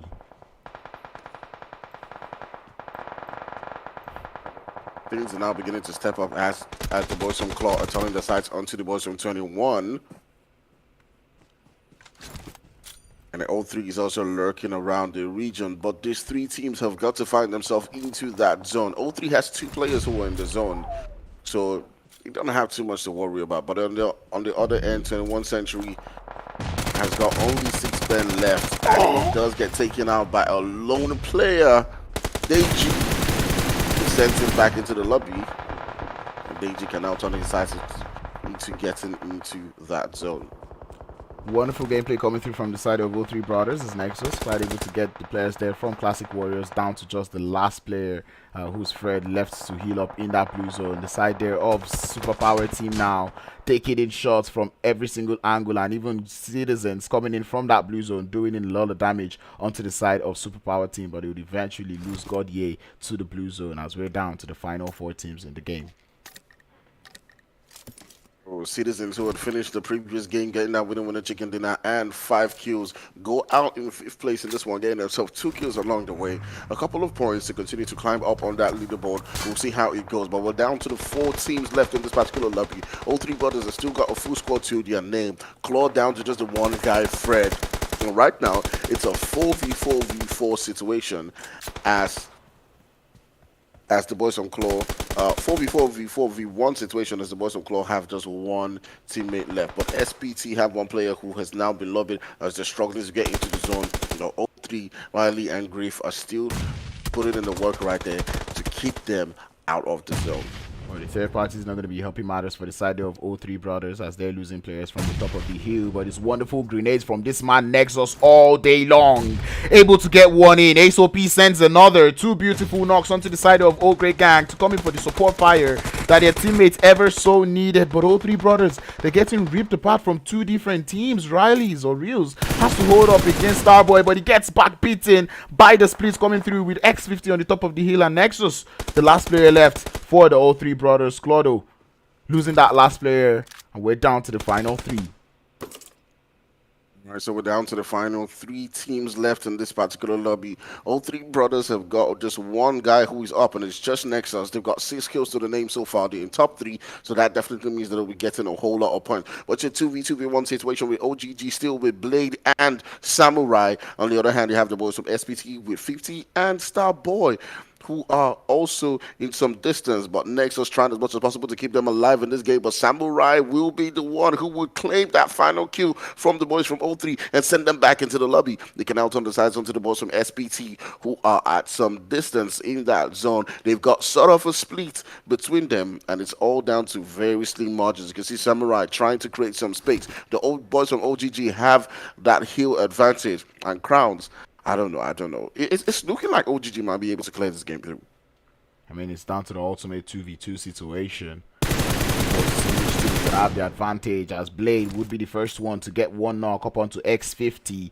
Starboy being the last player left for the side there of Superpower team. Has to hold it up. Wonderful grenades coming in through, and here comes the push. Starboy behind the little, what do I call it? I don't know.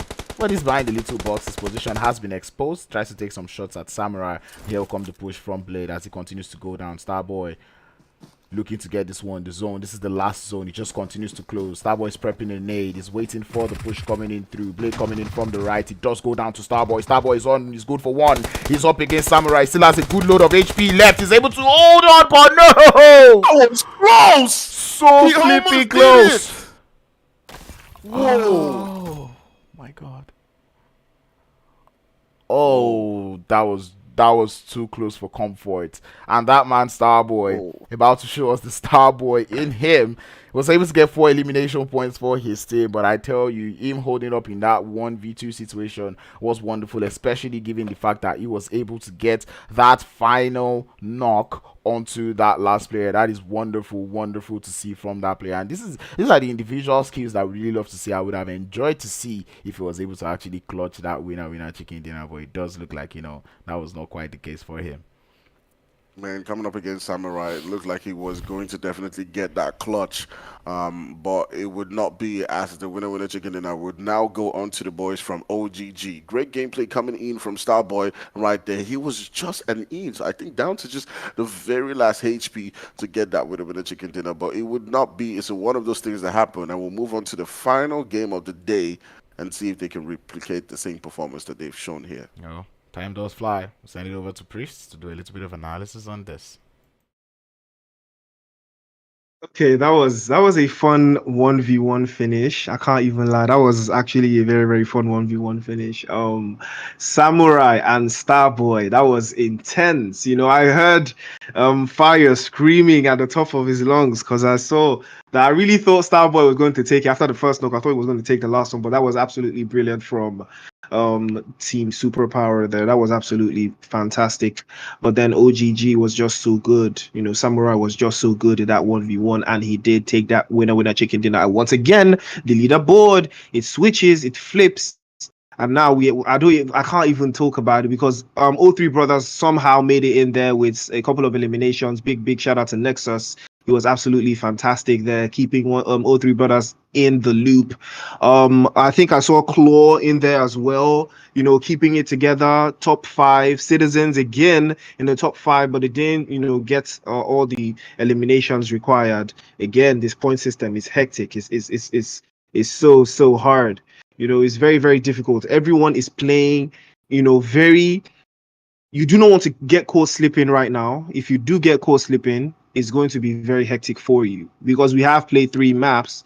21st Century Citizens and O3 Brothers have taken that map. They have taken the 3 maps. Now, who is going to take the last map? I have no idea who is going to be. But, we're heading back to Erangel in a bit. So you guys, tap in, make sure you like, make sure you like the stream, share the stream, visit the polls, tell us what you think. Clatter of Clan season 16, guys. So I'll catch you guys in a couple of minutes.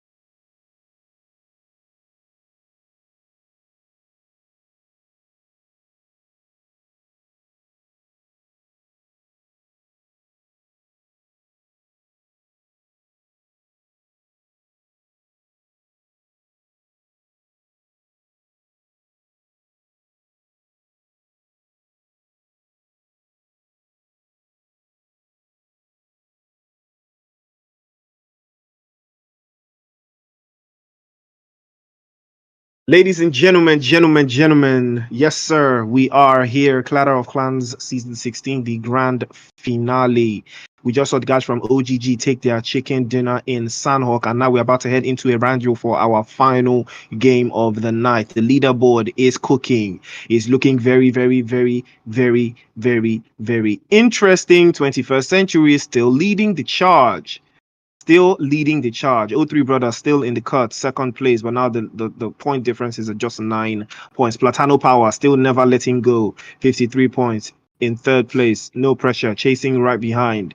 Team Superpower also right behind. Puppet Masters also right behind. 1 point, just 1 point between all of these teams. It is absolutely crazy. GOTH Esports still surging their ways somewhere there in the 7th place. OGG with that chicken dinner boosting them all the way up to 8th place. Classic Warriors in 9th. SPAZA Gaming just behind. Citizens in 11th. 12th place. TKO. FOWLPLAY plunging from 6th. They started the day 6th and they have plunged all the way down to 13th. But now no RAGE Esports in 14th, Void in 15th, and 16th, Nos. But now we are going to head back to Erangel. That is where we are going to have our final game of the night. Ladies and gentlemen, Clatter of Clans Season 16 finale. Erangel. Let's go! Well, you heard it from that man. It's the Clatter of Clans Season 16, brought to you by Unsullied Army. We are in the grand finals. Today is day 2, which means what? There's still one more day of play tomorrow. I know many of you are probably waiting to hear the next voice that I've got here with me, but unfortunately Fire will not be able to join us for this last game. But guess where he's going to be? He's actually going to be on that stream chat with you all, having just as much fun. So just be sure to tag him and bug him as much as possible, as I will be riding you. Oh shit, I will be driving and taking you through the whole journey as it is. So let's get into it. We're going into the final Erangel game. It's pretty much a weird playing path.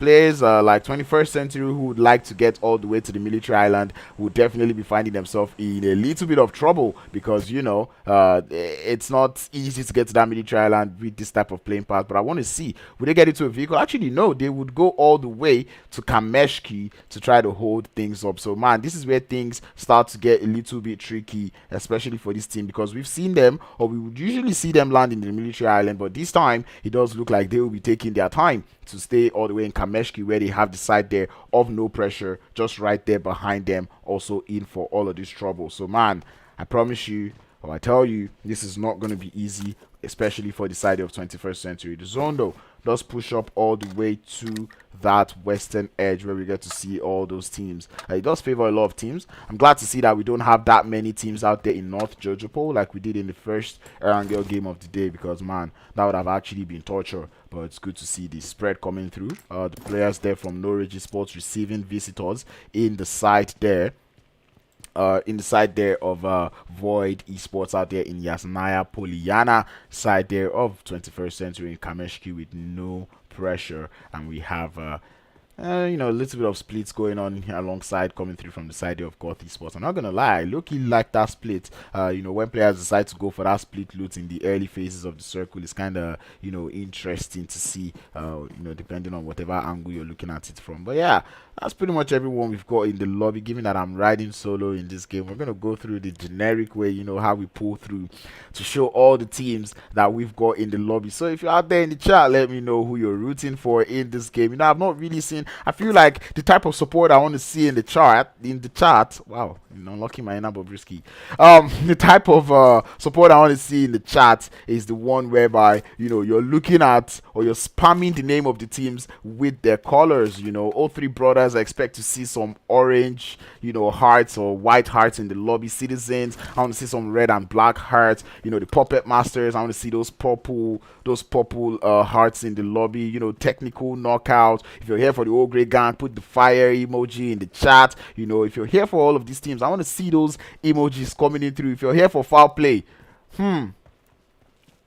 brown maybe, I don't know. Spam the hearts, spam the emojis, let it fly in the chat. Let these teams know that they've got supporters in the chat who are here to watch them play well. Sometimes, many of these players, they play the game, they have the stream probably open up on the side, and then they just look, when you see that stream chat and you're seeing that support, you definitely feel better, you feel good heading into the game. So yeah, if you're here for 21st century, spam the eagle emoji. I know that's what they're about. So yeah, be sure to put in those emojis and let's see it. Let me see you guys go wild in that chat. But anyway, because that's what support is like, But anyway, all of these teams have actually been doing well. We do see 21st century holding the top of the leaderboards. They've been absolutely phenomenal going into today's games, and going this final game, I wouldn't say they're being hot drops, but they find themselves in a hot drop situation as they're up here against the side there of No Pressure Esports. So yeah, this is a fight that I'm looking forward to, but at the same time I really hope 21st century will be able to get themselves out of here. But we'll pull back to that fight in a matter of seconds as we see the side there of No Rage Esports getting that intro knock onto the side there of Void Esports. The full send is going to come through. Death God on the off angle, not going to be able to cover too much as Deji does go in for the push out there for the last player, for one of the first player. And man, you just got to admire the confidence coming through from No Rage Esports as Hanma does go down to Alpha Bot, able to get that knock up onto one of the players there of Void Esports. Dead God trying to see if he can come in for the support as the remaining players are upstairs building, trying to hold it up, but he will eventually go down to that DBS in the hands of Rufai. He's sexing it down the stairs. He's going to get 3 down. And the side there of Void Esports, they are on fire. Alpha Bot has to hold it up against Dead God. He gets him down. And this is absolutely chaotic. This man has to jump down Hanya, has to face up against Alpha, turns his back on the enemy, and Void Esports turn the tides for elimination up onto Ninja. That was absolutely wonderful. A sexy grenade down to the stairs, took down the side here of Rage. Oh, that is actually so painful for the side there of No Rage Esports because they got the first 2 knocks.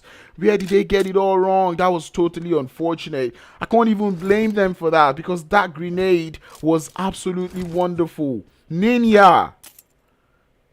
Damn. That was a sick wipe, to say the least, coming through from the side there of Ninja. And he's going to be able to hold the flag for his team. And I tell you, 4 points already to his name. I think that's pretty much equivalent to finishing, I think, 5th place. So, he just probably now he just has to camp it a little bit, get a couple of placements because there's only so much points he can actually get in this game as a solo.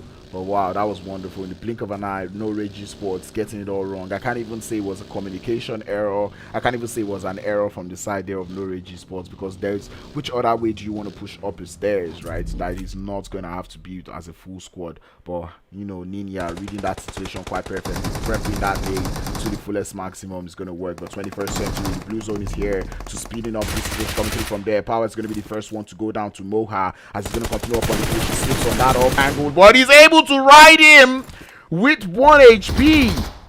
Oh, 6-man, not quite able to get all his shots connected in that situation as Agathe and Baby would be the last players left for the side there of 21st century. This is actually a very chaotic start to a to an Erangel game. We don't really see this every day, but it does look like today we are in for a treat. We're in for a crazy set of matches. Agathe's position though has been exposed as the side there of No Pressure looking to continue up on this push onto a position.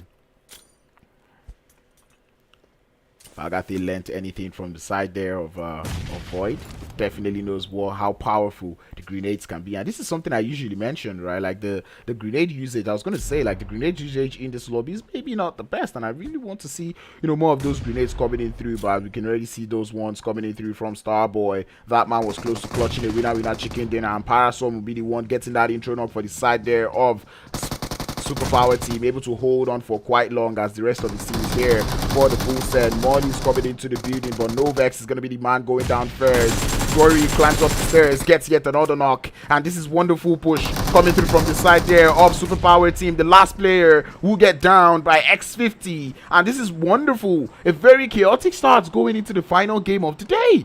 And this is not even the final game of the tournament, and we're seeing already this much because as that fight is ending, Nuclear Zone have to take on the side there of Old Great Gang, the winners of the last winner chicken dinner, and Konder is going to be the last player left for that team as Nuclear Zone have to grab their revives up onto their players.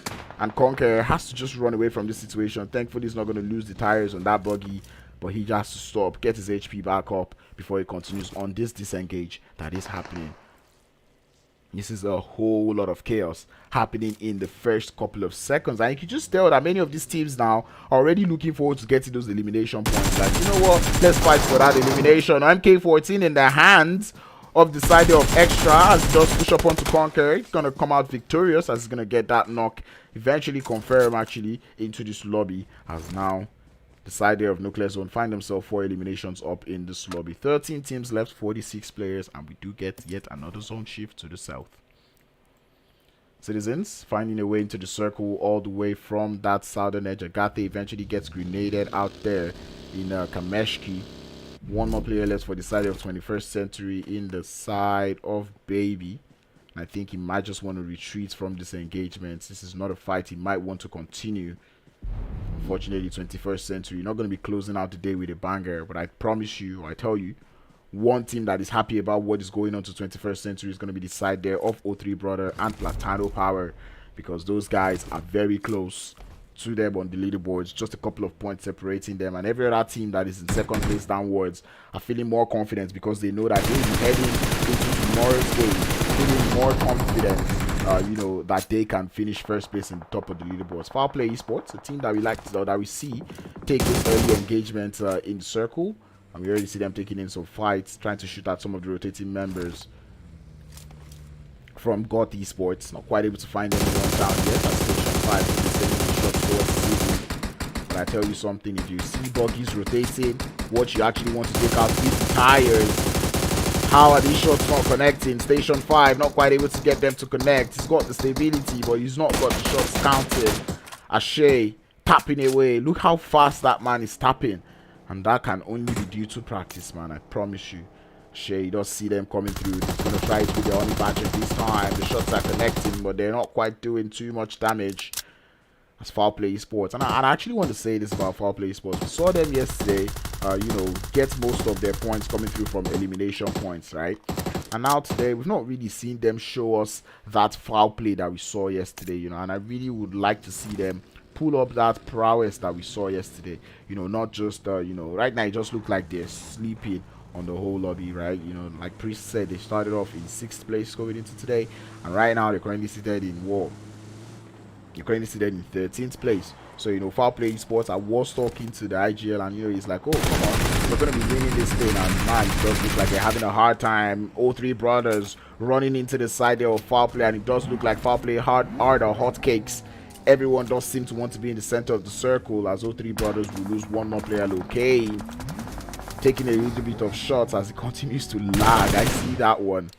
O3 Brothers trying to see if they can get a little bit of revenge for their player. But as we've seen O3 Brothers play all through today, they've always wanted to play in the center of that circle. Playing it quite alright. Fields takes in some shots, not quite able to get them to do the final damage. That man continues to fire those shots towards the direction, but the third party is imminent, coming through from the side there of technical knockout, and one player would eventually go down for the side there of O3 Brothers. It's gonna be Reels, one of the fraggers on that team, and O3 Brothers. This will be the first time now. This will be one time that center play is not gonna play off for them. If I were to be O3 Brothers right now, just get into my vehicles, send it to the edge, because right now I think that would be the best situation or the best position that they can actually play from. We do see Nexus and Ace retreating from that engagement, trying to see if they can find better placements in that circle, as we do get yet another shift on the game. It does go down to the south. And if you guys, for people that have played this game, if you see this zone, you know that we are in for a whole lot of trouble, because this is one of those very crazy zones. O3 Brothers trying to make it over to the northern edge of the circle, but Technical Knockout are there to welcome them as one player does go down. Units down for the side of Technical Knockouts, but they have to continue on the push onto the side there of FOWLPLAY. As we do see Zeus trying to see if he can get an angle, not quite able to do it. FOWLPLAY holding a very long split on this one.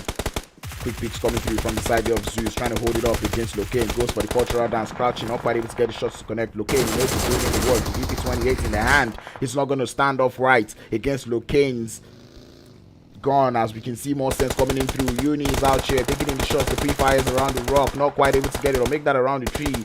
and Locane is good for 2 as 2 players from Technical Knockouts find themselves down on the ground. FOWLPLAY holding up quite nicely as they're able to grab all revives back onto their players. Technical Knockout not quite getting this defense all right as they're finally left with 1 more player in the game. And this is looking to be one of the most chaotic finishes of the day as we see FOWLPLAY in a whole lot of trouble. They've got 4 eliminations to their name, and this is the FOWLPLAY that we did see yesterday, taking out teams on rotation. But when we talk about taking out teams, we do see Citizens taking out teams out there on that eastern edge as they currently have 2 eliminations to their name. GOTH ESPORTS being the receivers of those shots, and it's a question of how well these teams can hold it up. I know every team is rushing to make it onto the top of those hills because that hill has got the best of cover. There is that ridge, a whole lot of ridge, a whole lot of dips to play in that zone, and I know many teams will be looking to get to that big one to see if they can actually get themselves in good position. Citizens trying to see if they can make it onto one, and I think Citizens will be the first to get to that deep. It's a question of how well they can defend it. You see NUCLEARZONE though with 8 eliminations already to their name, coming in from that western edge of the circle, and you can tell that these men are feeling very confident as they send it straight into the quarry area of the map.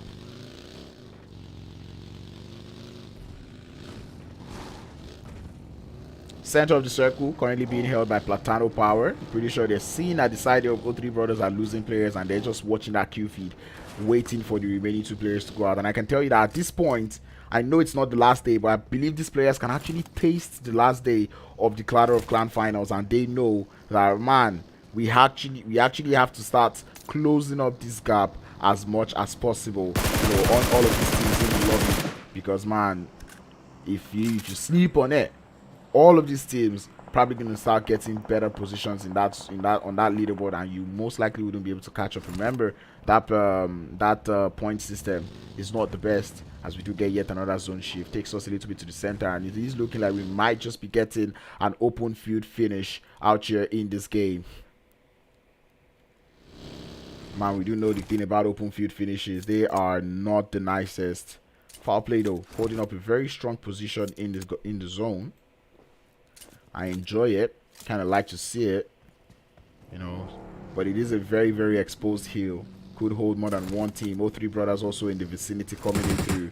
I think FOWLPLAY trying to gather that information, taking in the shots towards those players, as even the side there of NUCLEARZONE also in the vicinity. And this is so many teams trying to capitalize on these compounds. Nexus does get pushed by the side there of NUCLEARZONE. He will get downed by 1. ASOP being the last player left for the side of O3 brothers. He has to hold on his end. Extra though does drop a little bit of HP. He's getting shot at as the third party is imminent. Onibadger in the hands of Technical Knockouts would play the absolute wonderful third party for the side there of NUCLEARZONE. O3 brothers will lose their last player in Ace. And PLATANO Power definitely happy about this one. NUCLEARZONE currently seated 16th on the leaderboard, and they are currently fragging out in this one. Grenades being exchanged, but the one from Bad Boy is wonderful to take out Hasten. The revive will come through. And this is trouble going on that western edge of the circle as we begin to see the players there from Superpower team pushing closer and closer to the side there of Citizens. These players are getting up close and personal as grenades are landing into the warehouse. Tayson is down. Tonton Love is also down. And Technical Knockouts might just be the one doing it. It is Bad Boy, the last player left for his team. And he's doing in the work. He's doing a whole lot of work. Just got to love how these players are using the Honey Badger, man. The last time I picked up the Honey Badger, bro. Oh, nah. The bullet spread definitely killed me a lot. But anyway, Bad Boy does come in for the push. The drop shot is wonderful. He gets the knock. A full squad wipe coming through from this man, and that man continues to show us exactly why his name is Bad Boy. No pressure, feeling the pressure from the side of PLATANO Power. I said it. PLATANO Power, the instance they see these teams going out on the queue feed, they know now is the time to wake up, and you can see them acting up on it. Domi goes in for the second knock. He gets it. It's going to be an instant thirst to follow as the side of PLATANO Power now looking to wake up on the lobby. Gleezy, the last player left for no pressure. And this is turning out to be one heck of a game. The side of Citizens, they still have to deal with the players there that are pushing them from Superpower team as they're getting closer and closer. It does look like Begu, or sorry, make that Erangel will be the first man in line as Parasom is very close to him. Definitely hears that player. Question is, does he have that much support that he wants? did say this position does hold a whole lot of dips. 11's been spotted in the middle of the game. Shots going out towards his position. He's not going to be able to get uprooted. As far as some now reduced to a glitter of HP. 11 gets that memo. He wants to push it onto that one. Erangel comes in for the support. There is cover fire for the guys there from Superpower team. But is it going to be enough? Is it going to be enough to cover that player to get back to base? As 11 takes in some shots towards him. Not going to be able to connect any. And we're about to get yet another zone shift in this final game of the day. This is getting more chaotic as the time goes by. Are we going to get an open field finish, or are we going to get the heels favored? It does look like the heel will get favored a lot, and those compounds at the side there of PLATANO Power find themselves in. This is about to be a very chaotic finish. No one can tell. Citizens looking to start that push onto the guys there from Superpower team. There is one knock already gone through, and they would want to send that one. Citizens already going in little by little. 11 trying to cover in some ground as the third party is imminent. Coming through from SPAZA Gaming. Drago with the mini 14. Putting in the work, putting in the bullets into the side there of Superpower team as we see more shots coming through. And here comes the full send. The side there of Superpower team finds himself in a very tough situation. X50, he has to rely on those smokes as we can just see Superbots drawing closer, ever so closer to the side there of Superpower team. Beautiful grenades landing, doing in the damage. The second one from Erangel would complete the barrage of nades as that player would eventually go down. Citizens, are they aware of this second push coming through from the side there of SPAZA Gaming? They hear the nades connecting and they know the fight is not quite on. As you can just see them just looking around. 6 eliminations already up to the Citizens with Bego holding 3 there. And it does look like they are beginning to get their vibes. Is this going to be a comeback from Citizens? That is one thing I would like to see. Because like I said, there is still one more day of games to play. And all of these teams, we know they will be coming in with the fire, with the sauce, and with the juice. One thing I would like to point out is the fact that Ninia is still alive. Love to see it. We do see PLATANO Power though holding it up in these compounds, looking to share it with that one player. 3 eliminations to their name. Citizens would eventually get that intro knock onto the side there of SPAZA Gaming. There is a trade as Erangel currently being in front. He's got Super Botos right in front of him. He did hear that player go prone, taking some shots into the smoke, not quite able to get any to connect as the third party will make that cover fire coming through from the side there of SPAZA Gaming. Superbots is going to get uprooted by Godier. And the Citizens looking as strong as ever. Grenade sent out towards the position of Drago as his position's been exposed. But Drago has got more. He's eventually going to thirst his own teammates. But I guess it's probably a small price to pay for salvation, provided they win this engagement. Citizens, the third party coming through from the side of PLATANO Power. But will they let that one stop their push? Probably not, as they continue to see the players. OG push is going to go down. The push is coming in through as technical knockout does coming through for the third party of the century onto the side there of SPAZA Gaming, but it does look like he will be their last player, putting in the shots for them. But the Citizens though, going in for that full send. Not quite getting it down. As we can see, Godier drawing closer and closer. He spots the rotation coming through from Bad Boy. The shots are going into that direction. 9 eliminations onto the side there of Citizens. Godier follows it up with a Molotov. It's a no-look one as he sends it to that direction of Bad Boy. It is good, but Bad Boy is going to get into that buggy and head out of dodge as quickly as possible. But man, trouble as that zone goes over to the open fields. FOWLPLAY find himself on the edge of the open fields as the side of PLATANO Power will continue to rain shots down into the lobby. We're down to the final 4 teams. Technical knockout left with Bad Boy, who's sitting out with 5 elims all on his own. A wonderful player to say the least. FOWLPLAY finding himself in a lot of trouble, a lot of heat, getting shot at from 2 sides by Citizens and the side there of PLATANO Power. Locane is going to be the first man to go down from the side of Citizens as they continue to increase their elimination count. Station 5 would go down, and Citizens, we've seen them, they know how to play this. We've seen multiple of their team speaks, and we would always see them win in zones like this. They know this part of the map and they're putting in the work. Look at them take out teams. They're currently up 10 elimination points and they're looking to continue on the rampage. But PLATANO Power though, they're looking ever so strong. They've got beautiful cover to work with, but that zone pushes away from PLATANO Power straight up into the open fields. How much can they open? How well can they tear apart the Citizens? That is the question in mind. Kobe letting the shots fly, not quite able to get them to connect. PLATANO Power waiting for that knock to come through, but eventually FOWLPLAY would go down, and maybe that might be the cue for PLATANO Power as they find their way into the buggies, sending it to the top of the hill. But on to the ultimate 4v4. These are the type of finishes we love to see. Citizens going up against the side there of Platano Power. Both players of both teams looking for the flank angle as Bego almost, or make that Erangel almost losing his life on that push coming through. It's the final 4v4. Side of Platano Power up against the players there from Citizens. Citizens already up by 12 elimination points. You can tell they've got it in them.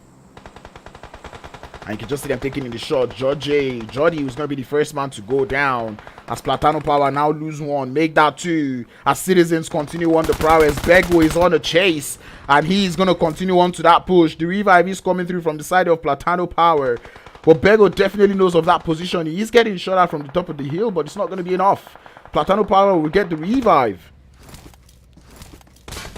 Citizens still trying to hold it up. They've got 3 players up the hill. Ibu does push up. He's going to get knocked down from the Citizens. As Bego looks for that off angle. He's taking in the shot towards Jordi. It's not going to be enough. The explosion will take down Domi. And the Citizens are playing this one just so nicely. Bego will go down. But the side of Platano Power left with just one. It's going to be Jordi to hold down the fort for his team. But it raids. Or make that the bullets are getting thrown to his direction. He's got a lot of smokes to work with. But Bego is going to be giving premium information on what is going on. I don't think the Citizens have got any more vehicles. As they're not going for that full send. They're trying to play this as carefully as possible. Smokes being deployed as they want to continue on that push. It's currently a 3v2. We'll make that a 4v2 if that revive comes up onto Bego. Shots coming in from Erangel. He's going to be able to get some damage done. Single taps in this situation will be the best. And Citizens, they've won one chicken dinner today.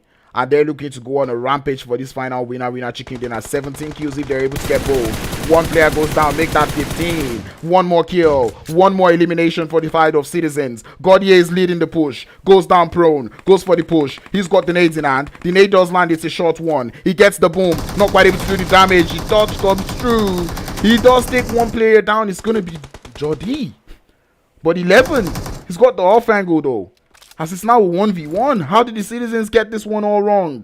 Does Jordi have the meds? Yes, he does. The med does come through, but 11 has got the grenades to say the work, to end it in style, as the Citizens would walk home with the final winner chicken dinner of the day. They have been on fire all game long. 11 with 7 elimination points. Erangel with 3 to make it 10. Bego with 4 to make it 14. And Gaudier with 2 to make it 16 total elimination points to go home.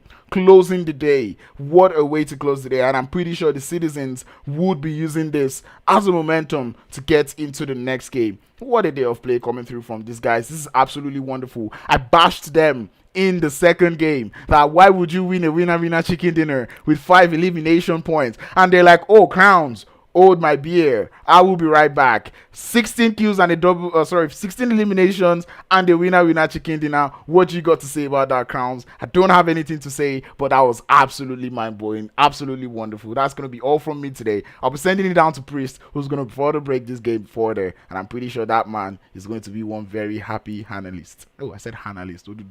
Leave me alone, I beg. I don't know what to say. You know, this is going to be one of those situations where I go, I can't shout. I can't shout. When we talked about the Miramar game, and I saw that okay, there was a whole lot of speculation on how they wanted to rotate, how they wanted to play the map, how they wanted to, how they wanted to adapt to the teams in the lobby. It took them a while. It was very slow, but it was a work in progress. So big shout out to Citizens. That was absolutely fantastic. Now, no team has done this since the final started. No team has done 16 eliminations. So that's a good one from the Citizens. I don't want to be that guy. I don't want to do too much, but big shout out to the Citizens there. Bego, Gaudier, Erangel, 11. That's I can't even say it was one person, I can't even say it was one person in the team. It was the whole team. It was absolutely fantastic work. It was absolutely brilliant. coming in from the Citizens. But let's not forget about Platano. Let's not forget about Platano Power coming in there in second place, doing the work as well. They did absolutely well, held that position, held that compound for the longest of time, and they pushed right on time. But imagine that. Imagine the time that they decided to pull in, and also the 1v2 situation, that they had towards the end there. It was looking very, very dangerous for the Citizens there coming in from Platano Power. That was absolutely brilliant. But then again, foul play still finally putting some numbers on the map. Unfortunately for them, they didn't have the best two games in the last game, but they did come through in this one. TKO did clutch right through in fourth place. They got 6 eliminations, so that was fine. And then that they put some numbers for themselves as well. But in fifth place, SPAZA Gaming came right through. Sixth place, the guys from Void. Again, the bottom tier teams have been doing very, very well. Ninia with that grenade, like we talked about, against the guys from RAGE ESPORTS. And again, Team Superpower coming through in seventh place. Beautiful, no pressure in eighth place. Now, the teams that we've been expecting them to do well today have been doing well. They have been so consistent and have been enjoying watching them so far. So the leaderboard, the leaderboard that we have right now, I'm not sure it's been updated, but then like I said, so many teams in this lobby have been absolutely fantastic. So many teams have been fantastic. It has been a joy to watch these teams. I have enjoyed watching every single bit of these teams. I mean, look at that. But let's not forget, all of these teams are vying for that 150 USD prize pool. First place going home with that big 67 USD, 67 and a half USD, $45 to the second place team, and $30 to the third place team. Let's not forget about that MVP. And that the MVP is cooking because a whole lot of eliminations have gone down today. So those numbers are already starting to count up. So let's see the leaderboard. I'm really excited in seeing the leaderboard. But then, wait a minute. Oh wow, Citizens actually had 2 chicken dinners today. That's actually very interesting. 2 chicken dinners on day 2. 2 chicken dinners today. But 21st Century have been leading the pack, but unfortunately in this last game, I did see them patch through, but they did go out very, very early. They definitely did step out very early. Unfortunately, they went out. So I hopefully we can see the new leaderboard once it's ready, and we can get an idea of what the leaderboard looks like very, very soon.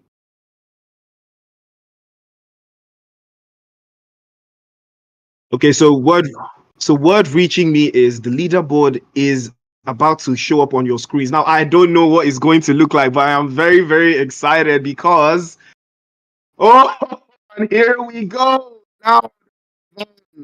Now the break on. The break on. Platano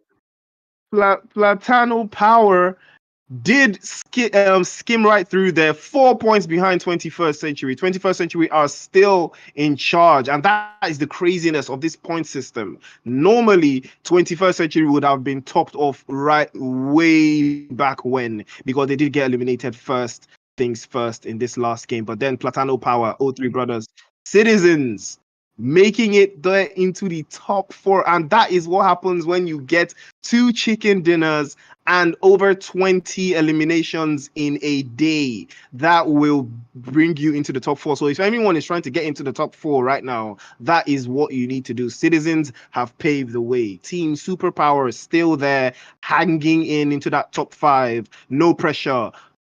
All of these teams 50, 50, 50. The Puppet Masters just at the cusp of 50 with 49 points. Technical Knockout in 8th place with 39. GOTH Esports also there in 38. 38 again to SPAZA Gaming. FOWLPLAY finally edging once more, going up 2 steps to 11th place. They've given themselves 37 points, so they are not too far away anymore. But then Classic Warriors and Old Grey are just behind them with 3 points apiece. And then we are now down to the 20s. No Rage Esports, NUCLEARZONE, and Void. It is absolutely crazy stuff. That was a beautiful performance coming in from the Citizens in the last game, catapulting them all the way to the top 4 teams. Now that's one way to close out the day. Definitely going to keep definitely going to keep things interesting going into tomorrow. Tomorrow is the final day, so this is going to be very interesting. So I'm sure you guys were, Seven actually said something to me. He said I should tell you guys we love from the citizens that he loves you, all of you in the chat. He loves every single one of you. That thank you all for supporting. That you are all. He's grateful to have you all as fans. According to him, I'm not going to use the exact words he used in the text he sent me, but what he said is, thank you guys for supporting us in the group chat. Yes, Clatter of Clans season 16, the grand finale. Tomorrow is the last day. 3 days of non-stop action. We've gone down 2 days, and tomorrow is going to be the last day. And now we are going to know who's going to be crowned champion, of season 16 Clatter of Clans. It's absolutely crazy now because I can't even tell who it is anymore. The point system, the leaderboard is all going crazy. So I will hope to see you guys tomorrow, same time. It's your boy Priest, and I'm signing out.